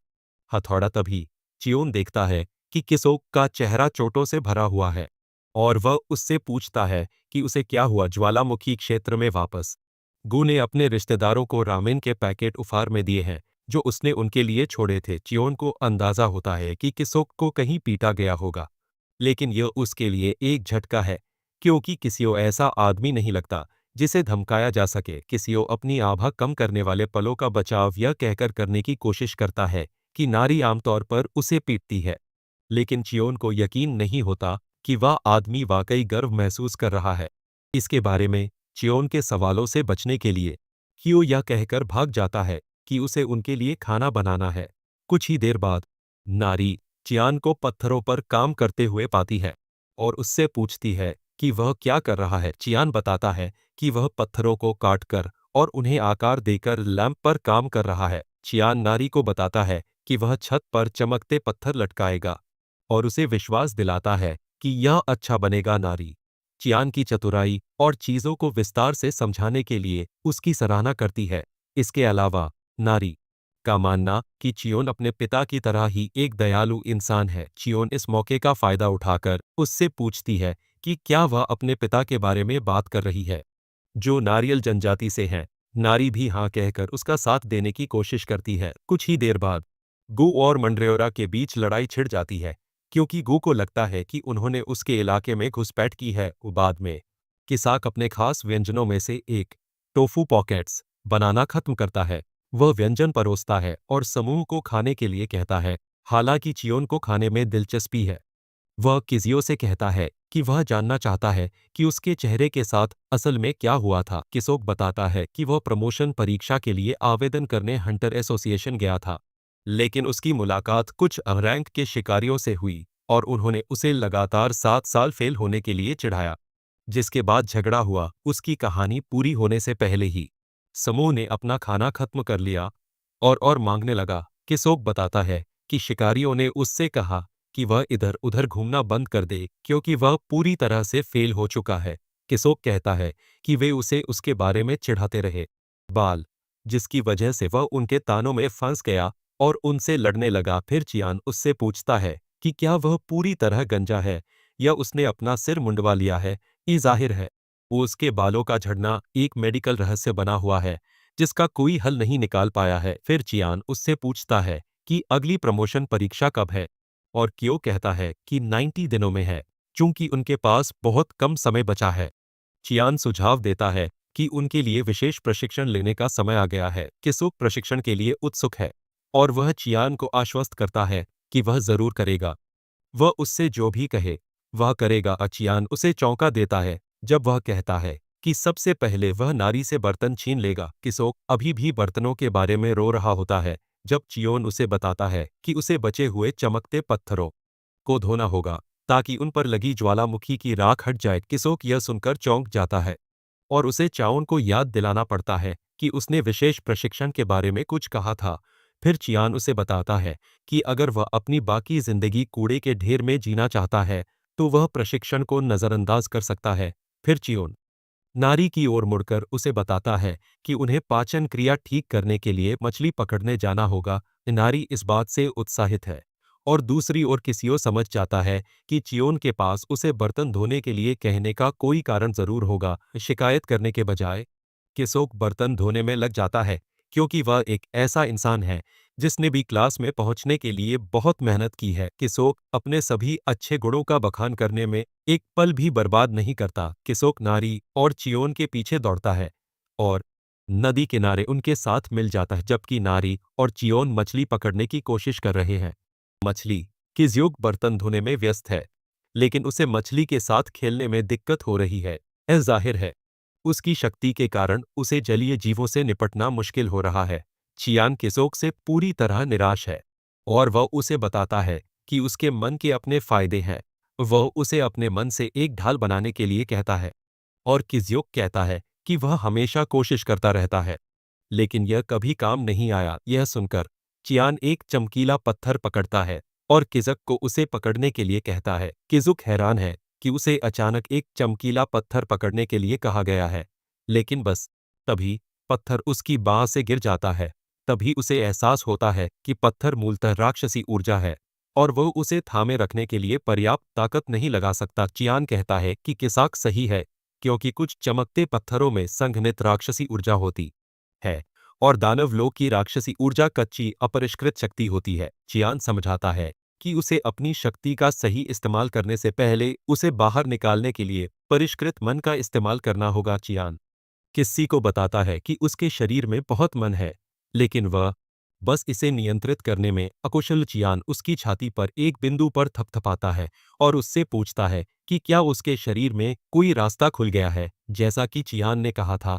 किसाक को अपने अंदर से मन का प्रवाह महसूस हो रहा है और चियान उसे उस रास्ते पर चलने के लिए प्रेरित करता है जो उसने अभी अभी खोला है। फिर चियान उसे चमकते पत्थर को उठाने की कोशिश करते समय अपने मन पर ध्यान केंद्रित करने के लिए कहता है। किसाक निर्देशानुसार करता है और पत्थर से थोड़ी मशक्कत करने के बाद आखिरकार उसे उठा पाता है। किसाक इस बात से प्रभावित होता है कि बर्तन धोना और पत्थर धोना ये सब उसके जीवन का हिस्सा थे। चोन की योजना चूंकि किशियो इसे करने में खुश है। चियान उसे बर्तन धोते हुए अपना मन लगाते रहने के लिए कहता है। पूरी स्थिति से उत्साहित किसियो चियान को आश्वस्त करता है कि वह उसकी बताई हर बात मानने को तैयार है। चियान भी उसके दृढ़ संकल्प और दृढ़ इच्छाशक्ति से प्रभावित होता है क्योंकि चियान को अंदर ही अंदर पूरा विश्वास है कि किसियो यह कर सकता है। उस रात चियान छत पर चमकता हुआ पत्थर लटका देता है और यह एक अच्छा लैंप बन जाता है। जब बाकी सब सो रहे होते हैं तो गू अकेला होता है जिसके पास अंडा होता है क्योंकि वह सो गया था। दिन के पहले के हिस्से में उसके शरीर में फिर से नींद जैसा कुछ नहीं है। अचानक वह देखता है कि नारी एक ज़ॉम्बी की तरह नींद से उठ खड़ी होती है और घर से बाहर निकलने लगती है। हैरानी की बात है कि नारी अपने कपड़े धोने के लिए घर से बाहर निकलती है क्योंकि वे गंदे हैं। चोन गू दूर खड़ा सोचता है कि वह लड़की आधी रात को कपड़े क्यों धो रही है। गू को लगता है कि उसे ऐसा करना जरूरी था क्योंकि वह एक लड़की है और उसके पास और कपड़े नहीं हैं। कुछ ही देर में नारी पानी से बाहर निकल आती है। खुशी है कि उसने अपने कपड़े धो लिए हैं और अब वे साफ हैं।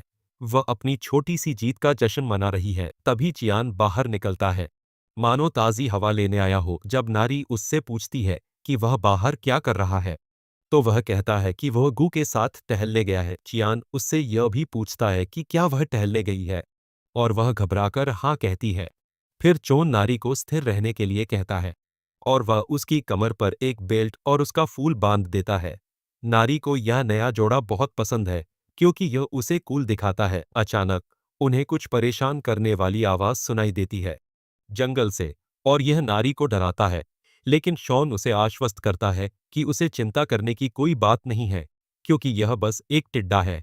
वे घर वापस चलने लगते हैं और शॉन नारी से पूछता है कि क्या उसे कुछ और चाहिए, जैसे कपड़े और जूते। नारी तब कहती है कि वह चैन द्वारा उसे पहले से दिए गए कपड़ों से खुश है। बाद में शॉन एक सुंदर पोशाक पहने हुए लेकिन बिना जूतों के दानव लोक से बाहर निकलता है। वह नारी की वजह से खरीदारी करने का इरादा रखता है और राहगीर शॉन को ऐसे देखते हैं जैसे वह कोई पागल हो। शॉन समझ नहीं पाता नारी को दानव लोक से बाहर निकाल दिया गया है क्योंकि उसके शरीर में एक ट्रैकिंग डिवाइस लगा है और वह मानसिक आघात से भी पीड़ित है। चियान को कभी यकीन नहीं हुआ कि वह एक बच्चे के कपड़ों की वजह से खुद को मानव लोक में पालेगा।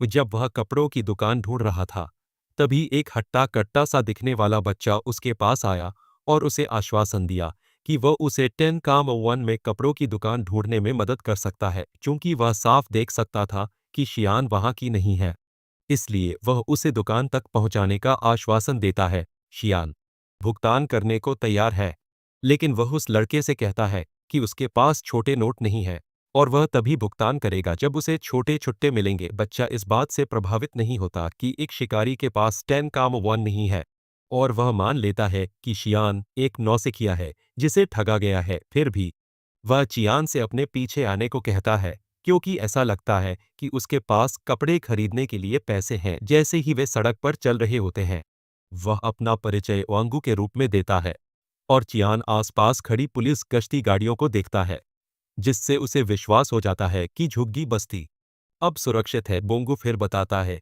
कि वह साफ देख सकता है कि चियान काफी देर से जागा नहीं है क्योंकि वह बिना किसी उपकरण के गेट से बाहर आया था। बोंगू को लगता है कि चियान को दूसरे ताकतवर लोगों ने लूटा है, लेकिन वह चियान को एक सलाह देता है कि उसे हार नहीं माननी चाहिए। चियान सोचता है कि वह लड़का अपनी उम्र के हिसाब से समझदार है, लेकिन वह तर्क देता है कि वह बच्चा नहीं है क्योंकि वह 17 साल का है। अचानक उन्हें सामने कुछ गुंडे दिखाई देते हैं और बोंगू चियान से कहता है कि वह किसी भी कीमत पर उस जिले से दूर रहे क्योंकि यह सबसे खतरनाक झुग्गी बस्ती जाहिर है। अंतरिक्ष गिरोह कभी जिला 11 में था, लेकिन उन्होंने अपना क्षेत्र जिला 13 तक फैला लिया है। बोंगू कहता है कि पुलिस अब वहां जाती भी नहीं और तभी बोंगू बताता है कि वे असल में जिला 12 में हैं। यह सुनकर शियान चिंतित हो गया क्योंकि उसे लगा कि जिला 13 में वह अनाथालय जहां वह रहता था अब भी वहां है या नहीं। इस बीच बच्चों के कपड़ों की एक दुकान के अंदर मालकिन को बच्चों की दुकान खोलने के अपने फैसले पर पछतावा हो रहा है। झुग्गी बस्ती के अंदर और वह अपना व्यवसाय बदलने के बारे में सोच रही होती है। तभी चियान दुकान में प्रवेश करता है। बोंगसू और दुकान मालिक पार्क के बीच एक मजेदार बातचीत के बाद वह उसे बताता है कि चियान कुछ कपड़े खरीदने आया है। पार्क गुस्से में बोंगसू के गाल पकड़ लेती है और उससे कहती है कि वह उसके स्टोर में कंगाल शिकारियों को लाना बंद कर दे क्योंकि उसके पास पहले से ही बहुत से शिकारी हैं। पार्क ने पहले ही चियान के पहनावे के कारण उसे नकार दिया है। जाहिर है उसी ने बोंगसू को दुकान में दयनीय शिकारियों को लाने के लिए कहा था क्योंकि वे उसे याद दिलाते हैं अपने दिवंगत भाई की। पार्क यह बात मानती है, लेकिन कहती है कि अगर वह मदद करती रही तो आखिरकार उसका कारोबार बंद हो जाएगा। जब दोनों एक जोड़े की तरह बहस कर रहे होते हैं, शियोन कमरे में कपड़े देख रहा होता है। तभी चियान बीच में आकर कहता है कि वह कपड़े खरीदना चाहता है और 1 करोड़ का नोट निकालता है, यह कहते हुए कि उसके पास बस इतना ही पैसा है। जैसे ही वे यह देखते हैं उनका स्वागत बदल जाता है और पार्क एक अच्छे दुकानदार की तरह व्यवहार करने लगता है, जबकि बोंगू उसके लिए स्नैक्स और ड्रिंक की एक प्लेट लेकर आता है। पार्क सभी की मार्केटिंग शुरू कर देता है। स्टोर में रखे कपड़े। शियान फिर स्टोर मालिक से कहता है कि उसे एक अधेड़ उम्र की लड़की और अपने लिए कपड़े चाहिए। पार्क यह सुनकर खुश हो जाती है और तुरंत अपने स्टोर में जाकर अपने पास मौजूद खूबसूरत कपड़े निकालने लगती है। दिन के अंत तक चियान स्टोर से जितने कपड़े खरीद सकता था खरीद चुका होता है और स्टोर मालिक चाहता है कि उसका दिन ऐसे ही चलता रहे। सब कुछ पैक करने के बाद वह उन्हें घर पहुंचाने की पेशकश करती है, लेकिन चियान उसे आश्वासन देता है कि वह उन्हें खुद ले जा सकता है। चियान फिर बोंगू के लिए 1 लाख वाला सिक्का निकालता है और कहता है कि उसे उससे एक और एहसान मांगना है। दुकान से बाहर निकलने के बाद बोंगसू तब तक चुप रहता है जब तक वह चियोन को उस सराय तक नहीं ले जाता जिसके लिए उसने कहा था। वह उसे आश्वस्त करता है कि सराय सुरक्षित है क्योंकि पास में ही एक पुलिस स्टेशन है और मालिक एक अच्छा इंसान है। यह सुनकर चियोन आगे आता है और बोंगू से कहता है कि वह बाहर उसका इंतजार करे। बोंगू बाहर खड़ा सोचता रहता है कि दुकान में क्या हुआ था। उसे लगता है कि कुछ गड़बड़ है, क्योंकि चियान ने उसे 100 काम वन और उसके लिए कपड़े भी खरीदे। उसे लगता है कि चियान उन लोगों में से एक है जो बच्चों को बहकाकर उनका अपहरण करता है, जिससे उसके पास भागने या न भागने का विकल्प बचता है। साथ ही वह इस बारे में सोचता है और उसे एहसास होता है कि चियान वाकई एक अच्छा इंसान हो सकता है। कुछ देर बाद चियान बाहर आता है और कहता है कि बोंगू सही कह रहा था कि मालिक अच्छा है। अचानक वह बोंगू को एक चाबी देते हुए कहता है कि वह साफ देख सकता है कि वह सड़क पर रह रहा है। चियान ने 1 साल का किराया एडवांस में दे दिया है, इसलिए वह शुरू कर सकता है, वहां रह रहा है और इसके अलावा उसने उसके खाने का खर्च भी उठा लिया है। चियान बोंगसू से कहता है कि वह ध्यान रखे कि वह ठीक से खाए और सब कुछ व्यवस्थित करने के बाद वह बोंगसू से कहता है कि वह जा रहा है। जैसे ही चियान दानवलोक में वापस जाने के लिए द्वार में प्रवेश करने वाला होता है, बोंगू उससे पूछने पर मजबूर हो जाता है कि क्या उसका कोई छिपा हुआ मकसद है, क्योंकि वो उससे उसी दिन मिला था। बोंगू को यकीन नहीं हो रहा कि चियान ने उसके लिए इतने अच्छे काम किए और चियान उसे बताता है कि उसने जो कुछ भी किया उससे उसे पुराने जमाने की याद आ गई। चियान बताता है कि वह बोंगसू जैसा एक बार, हालांकि यह बहुत समय पहले की बात है। इसके साथ ही चियान दानवलोक में प्रवेश करता है और जब तक वह वापस आता है, नारी पहले से ही चिंतित हो चुकी होती है, क्योंकि चियान बिना कुछ कहे बाहर चला गया था। फिर चियान बताता है कि वह नारी के लिए उपहार लेने गया था। वह उसके पास बैग छोड़ देता है और वह वास्तव में अच्छे कपड़ों से भरा होता है। नारी शियान द्वारा उसके लिए खरीदे गए अच्छे कपड़ों को लेकर बहुत उत्साहित है और वह उसे उन्हें घर के अंदर ले जाकर पहनने के लिए कहता है। एक त्वरित रहस्य उद्घाटन में शियान ने केसक के कपड़े उधार लिए थे। इंसानों की दुनिया में जाओ और वापस आने पर उसे कुछ भी नहीं मिला। बाद में शियान कपड़े तय करने बैठ जाता है और नारी कुछ पहनकर देखती है। चियान खुश है कि नारी उसके लिए खरीदे गए कपड़ों को लेकर उत्साहित है और उन्हें पहनकर वह प्यारी भी लग रही है। कुछ कपड़े पहनकर देखने के बाद आखिरकार उसे अपना सबसे अच्छा कपड़ा मिल जाता है, जो बीच में एक चूजे का चित्र है, और वह दावा करती है कि यह गु जैसा दिखता है। गु को यकीन नहीं हो रहा कि उसकी तुलना कपड़े पर बने एक फीके मुर्गे के चित्र से की जा रही है। चियान फिर वह उसे बाकी कपड़े खुद तय करके देखने का मौका देता है और वह खुशी-खुशी मान जाती है। गो बताता है कि चियोन के लाए सारे कपड़ों के लिए घर में जगह नहीं है। चियोन कहता है कि वह इस बारे में सोच रहा था और उसका समाधान यह है कि वे घर का विस्तार करेंगे ताकि वह एक वॉक इन क्लोसेट बना सके और फिर एक बिल्ट इन अलमारी लगवा सके। गो को चिंता है कि इसके लिए उन्हें पेड़ काटने पड़ेंगे, लेकिन शियोन उसे बताता है कि उसके पास एक बेहतरीन इंसान है जो उनकी मदद कर सकता है। बाहर तभी वह किशियो को बुलाता है और बताता है कि उसके पास उसके लिए एक और खास ट्रेनिंग है। किशोक बुलाए जाने से उत्साहित है और वह चियान को बताता है कि उसने अपनी ट्रेनिंग पोशाक साफ कर ली है और ऐसा करके वह चियान की फटी हुई पोशाक की बात कर रहा है। किशोक बताता है कि उसमें जहर भरा हुआ था और क्योंकि उसे पता नहीं था, उसे छूते ही उसकी मौत हो गई। किशोक का मानना कि चियान ने खुद को और मजबूत बनाने के लिए जानबूझकर पोशाक पर जहर छोड़ दिया था। किशियो को पता नहीं था कि चियान बहुत ज्यादा उसे धोने में आलस आ रहा है और अचानक वह किजियो से कहता है कि वह इसे पहनने के लिए स्वतंत्र है। चियान ने क्योक को यह बताकर एक बेहतरीन चाल चली कि यह एक बेहतरीन प्रशिक्षण वर्दी बनेगी। वह उसे इसे पहनने और लकड़ी काटने के लिए कहता है। गुइगेटर बीच में आता है और कहता है कि वह उसके लिए लकड़ियां भी चुनेगा। क्योक तुरंत चिंतित हो जाता है क्योंकि वह इस पोशाक को पहनने मात्र से ही मर सकता है और शियान उसे पेड़ काटने के लिए कहकर उसे और मुश्किल बना रहा है। अचानक नारी उन पर चिल्लाती है। घर के अंदर कह रहा है कि अंडे में कुछ गड़बड़ है। तो समूह घर में प्रवेश करता है और शियोन को लगता है कि अंडा फूटने वाला है, इसलिए हलचलें हिंसक हो रही हैं। किसोक को चिंता है कि अंडे से कोई भयानक राक्षस निकलेगा, लेकिन नारी इससे सहमत नहीं है और कहती है कि यह एक प्यारे राक्षस को बोर कर देगा। जब अंडा फूटना शुरू होता है तो दोनों बहस कर रहे होते हैं और सबसे पहले कुछ बहुत ही तीखे पंजे निकलते हैं।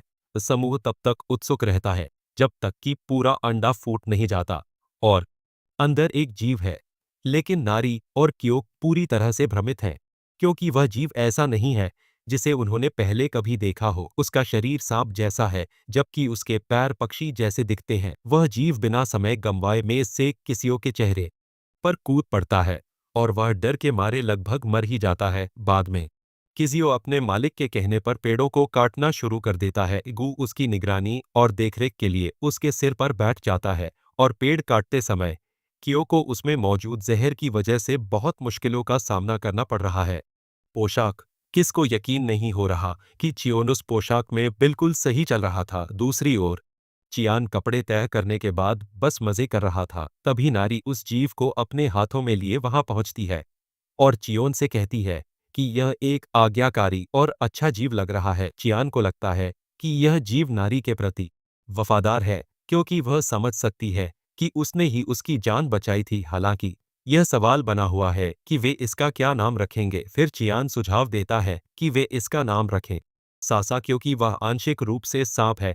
नारी अभी भी चियान से इस बारे में बात कर रही होती है कि तभी सासा कूदकर जंगल की ओर भाग जाता है। चियान खुश होता है कि दोनों साथ में अच्छा समय बिता रहे हैं, जो परिवार के लिए अच्छी बात है। चियान फिर गु से कहता है कि उसने सासा जैसा जीव पहले कभी नहीं देखा और गु भी यही कहता है, जिसका मतलब शायद यह है कि यह एक दुर्लभ प्रजाति है। हालांकि गु जानता है कि यह राक्षस ज्वालामुखी क्षेत्र से जरूर आया है और इसीलिए उन्हें मंड्रेओरा पर नजर रखनी होगी। जाहिर है वहां के राक्षस ज्वालामुखी क्षेत्र के लोग पौधों जैसी प्रजातियों को स्वादिष्ट मानते हैं। मूलतः वे जो भी पौधा देखते हैं उसे खा लेते हैं, क्योंकि इस क्षेत्र में पौधे दुर्लभ हैं। इसके अलावा उन्हें ऐसे पौधे पसंद हैं जो प्रबल राक्षसी ऊर्जा से भरे हों। इस वजह से गू को पूरा भरोसा है कि राक्षस मंड्रेओरा को खोदकर उन्हें खाने की कोशिश करेगा, जैसा कि गू ने अनुमान लगाया था। राक्षस मंड्रेओरा के मैदान में पहुंच चुका है और उनके बीच एक तारा युद्ध छिड़ जाता है। नारी उन्हें रोकना चाहती है, लेकिन चाओन कहता है कि इसकी कोई जरूरत नहीं है। उसका मानना कि वे राक्षस हैं और उन्हें अपने मतभेदों को सुलझाने के लिए एक बार भी एक दूसरे पर हमला करना चाहिए। चूंकि सासा अभी भी काफी छोटा है, चियोन को नहीं लगता कि इससे पौधों को कोई खास खतरा है। तभी सासा सबसे छोटे मंड्रेओरा पर निशाना साधता है, लेकिन सबसे बड़ा उसे रोक देता है। मंड्रेओरा तुरंत रक्षात्मक और फिर जवाबी हमले की मुद्रा में आ जाता है और जैसी कि उम्मीद थी, दूसरा मंड्रेओरा जवाबी हमला करता है। हालांकि सासा अपनी पूंछ को देखकर ऐसा लग रहा था जैसे वह मुस्कुरा रही हो। हालांकि तीसरा पहले ही मौके का फायदा उठाकर सासा पर हमला कर देता है। अंत में मंड्रेओरा सासा को पीटते हैं और वह रोने लगती है। सासा भाग जाता है और चियोन बताता है कि मंड्रेओरा लड़ाई के पहले दौर के विजेता हैं, चूंकि शोक खत्म हो चुका है। चियान सुझाव देता है कि अब समय आ गया है कि वे अपने काम पर लौट जाएं। 2 दिन बाद किसियो घर का विस्तार पूरा करता है और किसाक खुशी से उस पोशाक को फेंक देता है। उसके गालों पर खुशी के आंसू बह रहे होते हैं। वह सोचता है कि क्या वह उसने अच्छा काम किया, लेकिन शियान वहां आ गया और उसने उम्मीद से भी बेहतर काम करने के लिए उसकी तारीफ की। नारी भी प्रभावित है, क्योंकि घर में फूलों की खुशबू आ रही है और यह गुलू की बदौलत है, जिसने इमारत के लिए खुशबूदार लकड़ी चुनी है। जियान को पूरा भरोसा है कि वहां रखे सभी कपड़ों से भी अच्छी खुशबू आएगी। जब किसुक को पता चलता है कि चियान ने नए राक्षस को एक नाम दिया है जो सासा है, तो वह एक बेहतर नाम सुझाता है। चियान उसे अपना प्रस्तावित नाम बताने के लिए कहता है और वह स्नेक चिक चुनता है, जो किसी भी इंसान के लिए सबसे बेतुका नाम है। सोचो, नारी अपना नाम सुझाती है, लेकिन वह भी बकवास निकलता है। गु बातचीत में शामिल होना चाहता है और चियोन उससे उसका असली नाम पूछने का फैसला करता है, क्योंकि उसने दावा किया था कि उसका पहले एक नाम था। गो फिर बताता है कि उसका असली नाम रॉकी माउंटेन हूफ है, जो असल में उसकी पहचान बताता है। चियोन निराश हो जाता है, क्योंकि वह इन मूर्खों के साथ जी रहा है। चूंकि कोई और इससे बेहतर नाम नहीं सुझा सकता, इसलिए समूह सासा ही चुनता है। चूंकि घर का विस्तार पूरा हो चुका है, गु चियान से पूछता है कि उनकी अगली योजना क्या है। चियान तब बताता है कि जब वह मानव लोक में था तब उसने क्या सोचा था। वह सुझाव देता है कि वे घर के चारों ओर एक मजबूत बाड़ बना दे, ताकि उसके न होने पर भी राक्षस अंदर न आ सके। क्यों घर को घूरता है और उसे शक होता है कि क्या कोई भी राक्षस अपने होश में उस डरावने घर के पास आने की कोशिश करेगा। चियान तब कहता है कि कोई एस क्लास राक्षस या दुष्ट शिकारी आ सकते हैं। चूंकि वे लोगों को बाहर रखना चाहते हैं, इसलिए गूस कहता है कि इसे किसी से बनाना होगा, घनी राक्षसी ऊर्जा वाली सामग्री, और इसे पाने के लिए उन्हें तटीय क्षेत्र में जाना होगा। जाहिर है वहां एक पीले रंग का क्वार्ट्स है जो ब्लैकस्टोन से भी ज्यादा सख्त है। शोन पहले से ही कल्पना कर रहा है कि अगर वे उस पर ग्लोस्टोन भी लगा दे तो बाढ़ कितनी खूबसूरत दिखेगी। जहां नारी और गू तटीय क्षेत्र में जाने को लेकर उत्साहित है, वहीं किसाक को इस बारे में एक बुरा सपना आ रहा है। किसाक डर के मारे बेहाल है, लेकिन तभी उसकी नाक से खून बहने लगता है, जिसका मतलब है कि उसे इंसानों की दुनिया में लौटना होगा। किसाक को खुश इसलिए क्योंकि यह सही समय पर हुआ। किसाक तुरंत चियोन से कहता है कि उसे राक्षसी ऊर्जा की दवा लेने जाना है, और चियोन मान जाता है। वह उसे मंड्रेओरा का ध्यान रखने के लिए कहता है अगर वे देर से वापस आएं। फिर किसाक चियोन से कहता है कि तटीय क्षेत्र से सावधान रहे, क्योंकि यह रैंक और उससे नीचे के शिकारियों के लिए एक खतरनाक जगह है। असल में इस क्षेत्र पर 2 डिजास्टरा राक्षसों का शासन है। यह पहली बार है जब चियान यह सुनेगा, और कियो बताता है कि रिपोर्टों में कहा गया है कि वे काइमेरा शिकारी जो बहुत समय पहले प्रयोगशाला से भाग निकले थे। जाहिर है उनके सिर पक्षियों के हैं, लेकिन उनके शरीर मानव रूप में बने हुए हैं। इस बीच कुछ शिकारी इन विपत्ति श्रेणी के राक्षसों से लगभग भिड़ रहे हैं। वे एक सीधा ट्रैकिंग प्रहार करते हैं, जिससे राक्षस विपरीत दिशा में मुड़ जाते हैं। उन्हें लगता है कि वह भाग रहा है, और वे उसका पीछा करने का सुझाव देते हैं। हालांकि उनमें से एक कहता है कि उन्हें राक्षसों को मारने से पहले उनके आश्रय तक पहुंचने तक इंतजार करना चाहिए।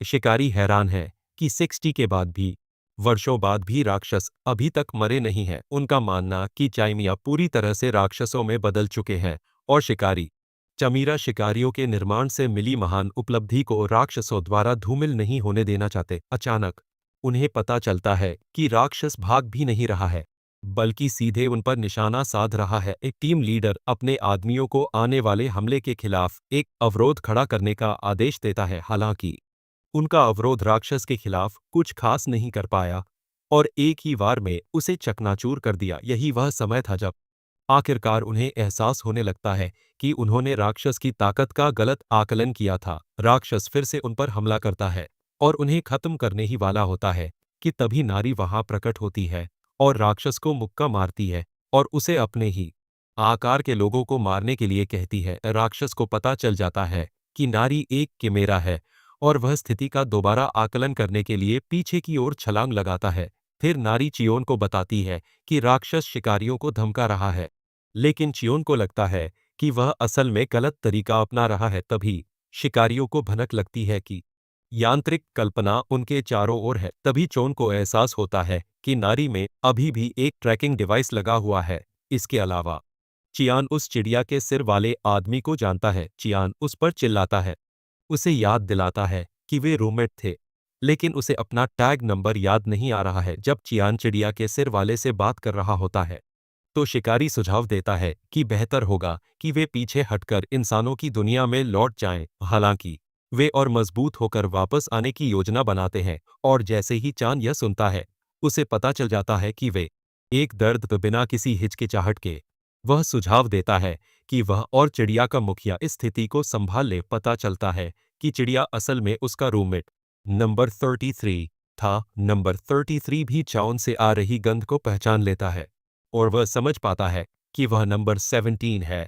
66 साल पहले टीडीए प्रयोगशाला के पास एक जंगल में नंबर 33 को एक छोटी बच्ची को अपनी पीठ पर लादकर प्रयोगशाला से भागने की कोशिश करते हुए देखा गया था। जाहिर है उस समय उस छोटी बच्ची का नाम जिया था, और नंबर 33 उन दोनों को सुरक्षित निकालने के लिए संघर्ष कर रहा था। जैसे ही वे भागते हैं जंगल में, वे अचानक छोटे चियान से मिलते हैं, जो नंबर 33 को बताता है कि उसने उसके दुष्प्रभावों के बारे में सुना है, और यह भी कि वे बदतर होते जा रहे हैं। चियान ने उसे बताया कि अगर वह 3 दिन में वापस नहीं आया तो उसका अंत बुरा होगा, क्योंकि विस्फोट मंत्र काम करेगा और उसे मार देगा। हालांकि चियान कहता है कि उसकी बहन जिया का अभी गर्भपात नहीं हुआ है। चियान सुझाव देता है कि नंबर 33 प्रयोगशाला में ही रहे, जहां वह अपने दुष्प्रभावों के लिए निवारक दवाएं ले सके, ताकि वह थोड़ा और जी सके, भले ही एक दिन ही क्यों न हो। फिर नंबर 33 चियोन से कहता है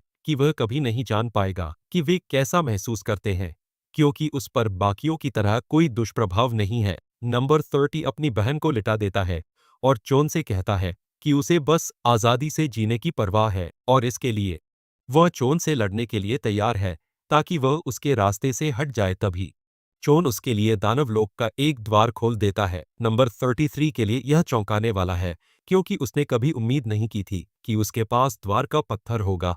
असल में वे जानते हैं कि दानवलोक में कदम रखने पर उनके पास दो विकल्प हैं, या तो उनका मानव कोशिकाएं राक्षसी ऊर्जा से विषाक्त हो जाती हैं, या उनकी राक्षसी कोशिकाएं राक्षसी ऊर्जा को अवशोषित कर सक्रिय हो जाती हैं। चियोन संख्या 33 को बताता है कि राक्षस लोक उसके लिए सबसे अच्छा विकल्प है, क्योंकि वह मरने तक आज़ादी से जीना चाहता है। असल में अगर वे राक्षस लोक में प्रवेश करते हैं तो प्रयोगशाला का विस्फोट मंत्र सक्रिय नहीं होगा। संख्या 33 ने कोन से पूछा कि क्या राक्षस लोक में जीवित रहने का कोई तरीका है, और उसने उसे बताया कि उसे अपने मानव शरीर और मन को राक्षसी शक्तियों से बचाने के लिए पर्याप्त मन का निर्माण करना होगा। ऊर्जा कान स्वीकार करता है कि उसकी वर्तमान क्षमताओं के कारण उसके लिए यह आसान नहीं हो सकता, लेकिन उसे पूरा यकीन है कि भविष्य अनिश्चित है। नंबर 33 कहता है कि उसे शायद पता नहीं कि चियान उनकी मदद क्यों कर रहा है, लेकिन फिर भी वह मदद ले रहा है दानवलोक में प्रवेश करने से पहले। नंबर 33 कहता है कि वे 4 साल से रूममेट हैं, लेकिन अभी भी एक दूसरे का नाम नहीं जानते। तभी नंबर 33 आखिरकार बताता है कि उसका नाम युबाम है। अब वर्तमान में शियोन शिकारियों को एक अजीबोगरीब मानसिक स्थिति में डाल देता है। उनकी याददाश्त मिटाने के लिए नियंत्रण, और उसे एहसास होता है कि यह पूरी तरह से काम कर रहा है, तो वह उन्हें जाने देता है। वो जाहिर है चियान के शरीर में एक विस्मृति जड़ी बूटी की कोशिकाएं प्रत्यारोपित की गई हैं, और इससे सम्मोहन और स्मृति हानि होती है। युबाम को यकीन नहीं हो रहा है कि चियान के शरीर में कितनी चीजें इंजेक्ट की गईं, सिर्फ इसलिए कि उसने कभी कोई दुष्प्रभाव नहीं दिखाया। चियान उस आदमी को बताता है कि उसके जाने के बाद वास्तव में बहुत कुछ हुआ था। फिर नारी चियान के कपड़े खींचकर उससे पूछती है कि क्या वह कहीं से युबोम को जानता है, चूंकि वे स्थानीय खेल खेल रहे हैं। चियोन नारी को बताता है कि युबोम स्पैरो जनजाति से है, जिससे युबोम खुद चौंक जाता है। चियान नारी को चिढ़ाकर इसे और भी मजेदार बना देता है। उससे पूछता है कि क्या स्पैरो जनजाति और नारियल जनजाति सहयोगी हैं। नारी तुरंत जवाब देती है कि वे वास्तव में सहयोगी हैं जब दोनों यह कह रहे होते हैं। उप पूरी तरह से असमंजस में रहता है। तभी नारी अपना सिर झुकाकर चोन से माफी मांगती है और कहती है कि उसने उस पर इसलिए हमला किया क्योंकि उसे लगा कि वह एक बुरा इंसान है। नारी तुरंत भूख की शिकायत करने लगती है और चियोन युबोम से पूछता है कि क्या उसके घर में कोई भी खाना नहीं है। युबोम अभी भी अपनी मौजूदगी में हो रही इस पूरी घटना से उलझन में है, क्योंकि वह इस बात पर यकीन नहीं करना चाहता कि चियान एक बेटी का पालन पोषण कर रहा है। कुछ देर बाद युबोम समूह को अपने घर ले जाता है, जो बिल्कुल चिड़िया के घोंसले जैसा बना हुआ है। चियान युबोम की तारीफ करता है और कहता है कि उसने वाकई अपना घर बहुत अच्छी तरह बनाया है। फिर युबोम अपने बनाए ग्रिल्ड क्लैम्स की एक प्लेट निकालता है, जिसमें उसने डेमन बटरनट भी डाला है। देखने से ही लगता है कि यह पहले से ही स्वादिष्ट है, और जैसे ही गू और नारी ने इसे चखा, वे खुद को खाने के स्वर्ग में पाते हैं। चियोन भी मानता है कि खाना वाकई लाजवाब था, यहाँ तक कि युबोम द्वारा उसमें डाली गई लाल काई भी। युबोम को अपने खाने पर गर्व है क्योंकि उसने बताया कि लाल काई एक बहुपयोगी मसाला है। युबोम उन्हें धीरे धीरे खाने के लिए कहने ही वाला था कि तभी उसने नारी को और खाने के लिए चिल्लाते सुना। युबोम दिल का दौरा पड़ने से लगभग बेहोश हो गया, क्योंकि उसके पास सामग्री खत्म हो गई थी। चूंकि नारी को खाना बहुत पसंद आया, इसलिए उसने कुछ क्लैम पकड़ने की पेशकश की ताकि युबोम फिर से वह व्यंजन बना सके। युबोम फिर वह बताता है कि उसके लिए क्लैम पकड़ना थोड़ा खतरनाक हो सकता है, लेकिन नारी भाग जाती है और वादा करती है कि वह जितने क्लैम पकड़ सकेगी पकड़ लेगी, क्योंकि वह जी भरकर खाना चाहती है। बच्चे चले जाते हैं और बड़े लोग उसके जाने के बाद की स्थिति पर चर्चा करने के लिए छोड़ दिए जाते हैं। युबोम यह सुनकर प्रभावित होता है कि चियान अपने अंदर मौजूद अमर कोशिकाओं की बदौलत सचमुच जिंदा हो गया है। युबोम फिर चियान से पूछता है कि क्या वह प्रयोगशाला वापस जाने की योजना बना रहा है। चियान कबूल करता है कि कभी कभी उसका मन करता है, लेकिन उसे लगता है कि उसकी जिंदगी पहले से ही अच्छी है।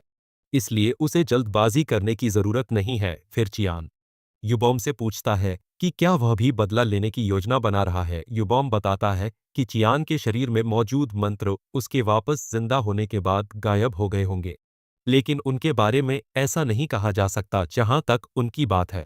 उनके शरीर में अभी भी विस्फोट के मंत्र हैं।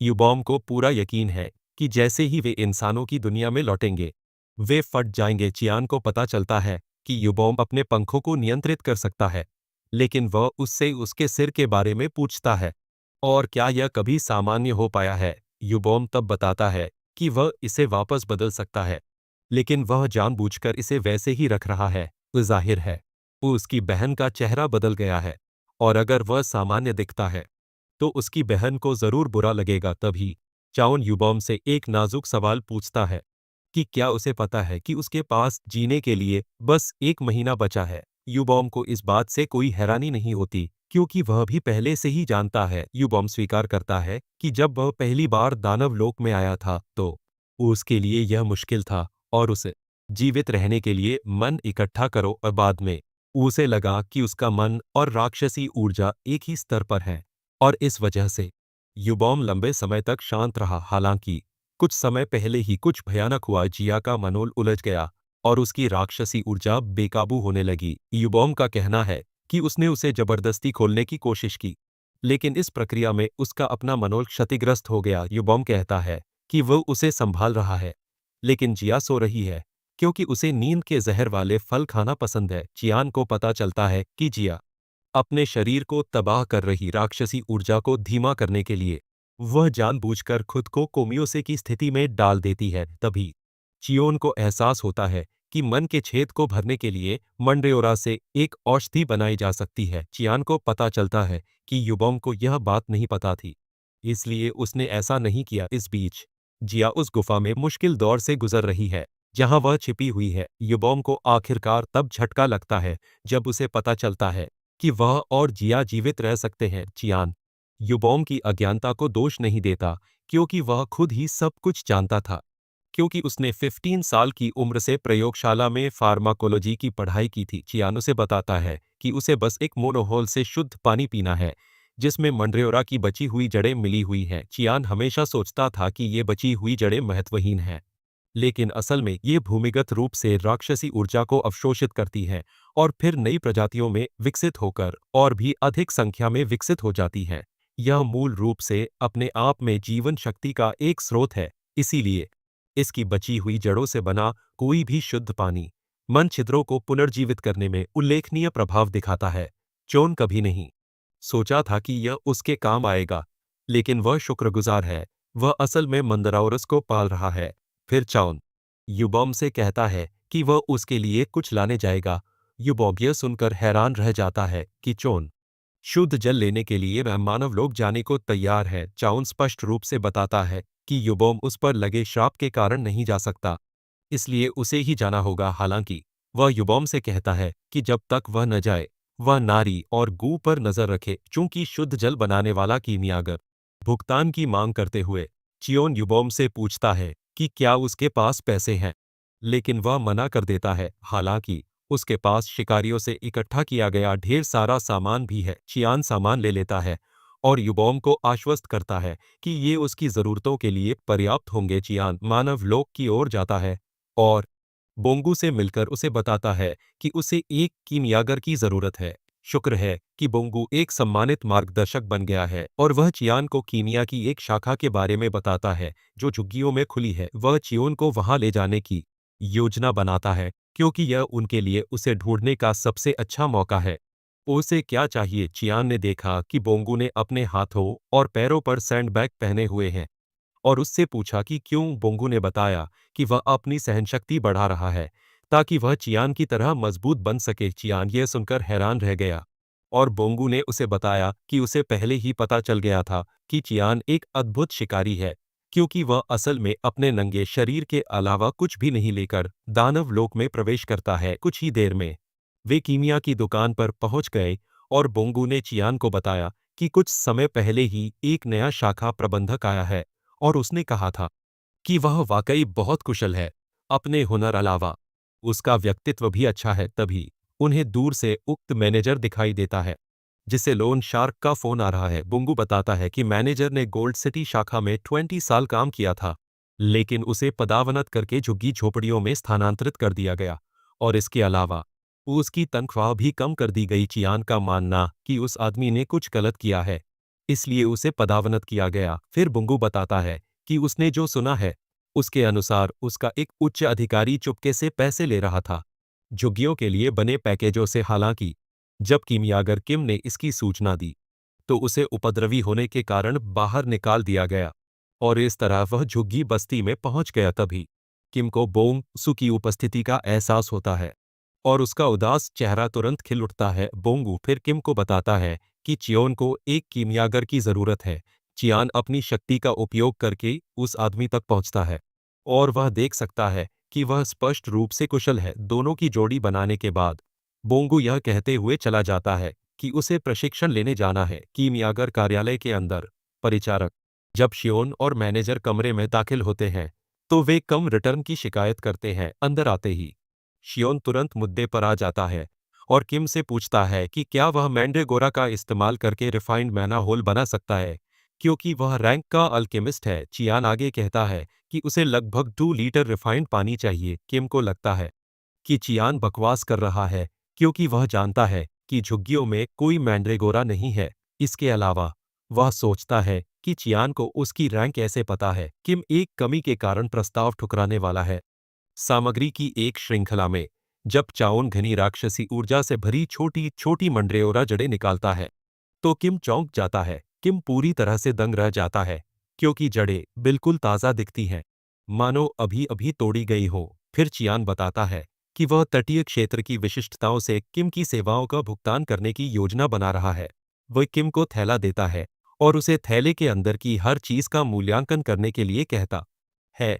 किम थैले में सुरंग के काले मोती देखता है, जिससे वह दंग रह जाता है, क्योंकि मुख्यालय ने भी कभी ऐसे मोती नहीं देखे। इसके अलावा वहां विशाल क्लैम और लाल काई। फिर चियान किम से पूछता है कि क्या सब कुछ निर्माण शुल्क के लिए पर्याप्त होगा, और वह हाँ कहता है। वास्तव में पूरी सामग्री पूरी इमारत खरीदने के लिए पर्याप्त से भी अधिक है। परिचारक किम से कहता है कि उसे मूल्यांकन उपकरण लाने होंगे, क्योंकि उच्च मूल्य वाली वस्तुओं के मूल्यांकन के लिए भी महंगे उपकरणों की आवश्यकता होती है। परिचारक के कमरे से जाने के बाद चाओन को एक ट्यूब में एक मंड्रेओरा दिखाई देता है, और वह किम से इसके बारे में पूछता है, क्योंकि उसने कहा था कि उनके पास कोई नहीं है। किम बताता है कि जिस मंड्रेओरा को वह देख रहा है, वह मर चुका है, लगभग 10 साल, जिसका मतलब है कि इसके सभी औषधीय प्रभाव खत्म हो चुके हैं। किम ने इसे केवल मंड्रेओरा अनुसंधान में अपनी रुचि के कारण ही अपने पास रखा था। तभी चियान बताता है कि मंड्रेओरा अभी भी जीवित है, जिससे वह आदमी चौंक जाता है। फिर चियान उसे मैना खिलाता है, और किम को आश्चर्य होता है कि मंड्रेओरा उस पर प्रतिक्रिया करता है। चियान बताता है कि मंड्रेओरा कोमेओमा अवस्था में है, क्योंकि उसकी राक्षसी ऊर्जा समाप्त हो चुकी है। किम इस बात पर विश्वास नहीं करना चाहता, क्योंकि उसने खुद मंड्रेओरा को बहुत सारा मैना खिला दिया है। तभी किम का दुष्ट बॉस एन कमरे में दाखिल होता है, और बिना समय गंवाए किम और उसके घटिया ऑफिस का मजाक उड़ाता है। किम उस आदमी को वहां देखकर हैरान रह जाता है, और उससे पूछता है कि वह झुग्गियों में क्यों आया है। फिर वह बताता है कि उसे एक रिपोर्ट मिली है कि लैब में कुछ अच्छा आया है, इसलिए वह यहाँ आया है। किम यह सुनकर हैरान रह जाता है और सोचने लगता है कि क्या उसके सहायक ने पहले ही एन से संपर्क कर लिया है। फिर वह अपने अधीनस्थों जुड़वा बच्चों के एक समूह के बारे में बात करता है, जो क्षमता उपयोग करता है।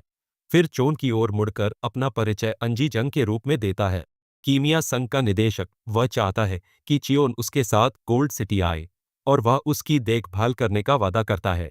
एनी आगे कहती है कि वह चियोन को एक विशेष अनुबंध देने के लिए तैयार है, जो उसे किम से कभी नहीं मिलेगा। फिर चियान एनी से उसकी नाक पर मस्से के बारे में पूछता है, क्योंकि वह अम्बुक्तियों से उसका रिश्ता जानना चाहता है, और यह सुनकर जोर से हंसता है और बताता है कि बाकदियो उसके दादा हैं। चियान उन दोनों के बीच की समानता साफ देख सकता है, क्योंकि बाकदियो ही उन प्रयोगों का प्रभारी था जो उसे एक कल्पना बना दिया। वह एक घटिया वैज्ञानिक था जिसे बच्चों की कभी परवाह नहीं थी, और उसकी नाक पर भी अपने पोते की तरह एक मस्सा है। जैसे ही चियान ने पुष्टि की कि वे एक जैसे हैं, चियान ने एनी को इतनी जोर से मारा कि वह घुटनों के बल गिर पड़ा। चियान बताता है कि वह कितना निराश है कि एनी बिल्कुल उसके घटिया दादा की तरह है, जो एक लालची और सत्ता के नशे में चूर है। एनी सचमुच उलझन में है और चियान तय करता है कि उसके पास एक छोटा सा सवाल है जो तय करेगा कि वह जिंदा रहेगा या मर जाएगा। आंखों में इतना गुस्सा लिए चियान पूछता है, और अगर टीडीए प्रयोगशाला अभी भी मौजूद है, और जवाब देता है कि उसे नहीं पता कि चियान किस बारे में बात कर रहा है। तो चियान उससे फिर से पूछता है कि क्या उसे सचमुच चिमेरा रिसर्च लैब के बारे में नहीं पता, जहां बोकडियो ने एक वरिष्ठ शोधकर्ता के रूप में काम किया था। किम किसी चीज के पीछे छिपा है और उसे यह सुनकर आश्चर्य होता है कि शांति पुरस्कार जीतने वाला बोकडियो असल में एक अवैध लैब में काम करता था, अभी भी जमीन पर लेटा हुआ। एनी चियान को डांटती है और कहती है कि अपने पिता का नाम खराब न करे, क्योंकि उन्होंने विश्वविद्यालय में अगली पीढ़ी को आगे बढ़ाने के लिए कड़ी मेहनत की थी। सेवानिवृत्ति के बाद भी उन्होंने अपनी पूरी संपत्ति गेट के पीड़ितों के परिवारों को दान कर दी, जिसके लिए उन्हें शांति पुरस्कार मिला। चियान को पता चलता है कि बोक ने पर्दे के पीछे इतने सारे लोगों की हत्या करने के बाद सार्वजनिक रूप से पश्चाताप करने का फैसला किया था। चियान को उम्मीद थी कि वह अभी भी जीवित होगा, क्योंकि उसे जगाया नहीं गया था, लेकिन वह इतनी जल्दी मर गया। फिर चियान पूछता है कि क्या यह खिड़की से गिरने का कोई परिणाम था। यह सुनकर उसे झटका लगता है, क्योंकि यह घटना लोगों को पता नहीं थी और वह इसके बारे में जानने के लिए उत्सुक है। चियान बताता है कि उसी ने बोक्यो को खिड़की से धक्का दिया था, क्योंकि उसने अपहरित बच्चों को चीनी में बदल दिया था। उसने उन्हें गेट में धकेलने की धमकी दी थी, लेकिन चियान ने पहले कार्रवाई की और उसने उस आदमी को खिड़की से धक्का दे दिया। फिर चियान एनी से कहता है कि वह उसे बस एक मौका देगा। वह चाहता है कि एनी वापस जाए और टीडीए रिसर्च लैब में देखे। चियान एनी को बताता है कि सही समय आने पर वह उसे ढूंढने के लिए वहां मौजूद रहेगा। चियान हैरान है कि उसे बख्तियों के बच्चे झुग्गियों में मिले। उसे याद है कि कैसे उन्होंने उसे, जब वह 9 साल का था, तब एक दर्दनाक प्रयोग हुआ था और 20 की उम्र में उसके शरीर पर राक्षसी अंग दिखाई देने लगे थे। उसके बाद से उसे सचमुच याद नहीं कि क्या हुआ था। उसे पता चलता है कि वह बिना सोचे समझे मूलतः आदेशों और सहज ज्ञान का पालन कर रहा था। अचानक उसे एहसास होता है कि प्रयोगशाला का नाम शायद बदल गया होगा, क्योंकि काफी समय हो गया है। कुछ ही देर बाद किम अपनी प्रयोगशाला से वह परिष्कृत पानी लेकर लौटता है जो वह चाहता है। चियान इस बात से प्रभावित होता है कि वह बहुत तेज था, भले ही वह एक उच्च श्रेणी का कीमियागर हो, फिर भी वह ऐसा कर रहा है। किम बताता है कि सामग्री इतनी अच्छी थी कि सब कुछ आसानी से हो गया। तभी चियोन किम से पूछता है कि क्या वह उसके साथ एक निजी अनुबंध पर हस्ताक्षर करने को तैयार है, और वह उसे बाकी सामग्री देने का वादा करता है।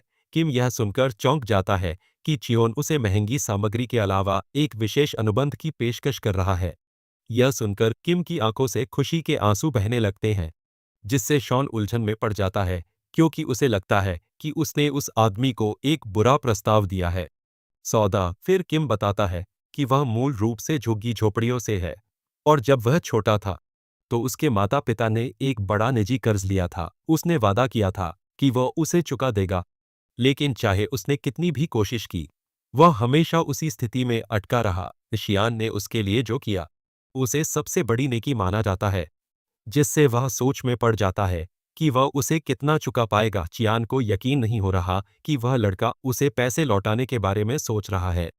फिर चियान किम से कहता है कि वह बस यही चाहता है कि वे साथ काम करते रहें। चियान जानता है कि भविष्य में किम से उसे जिन चीज़ों की ज़रूरत पड़ेगी, वे चीज़ें उसे अभी भी चाहिए होंगी, चूंकि उसका काम पूरा हो चुका है।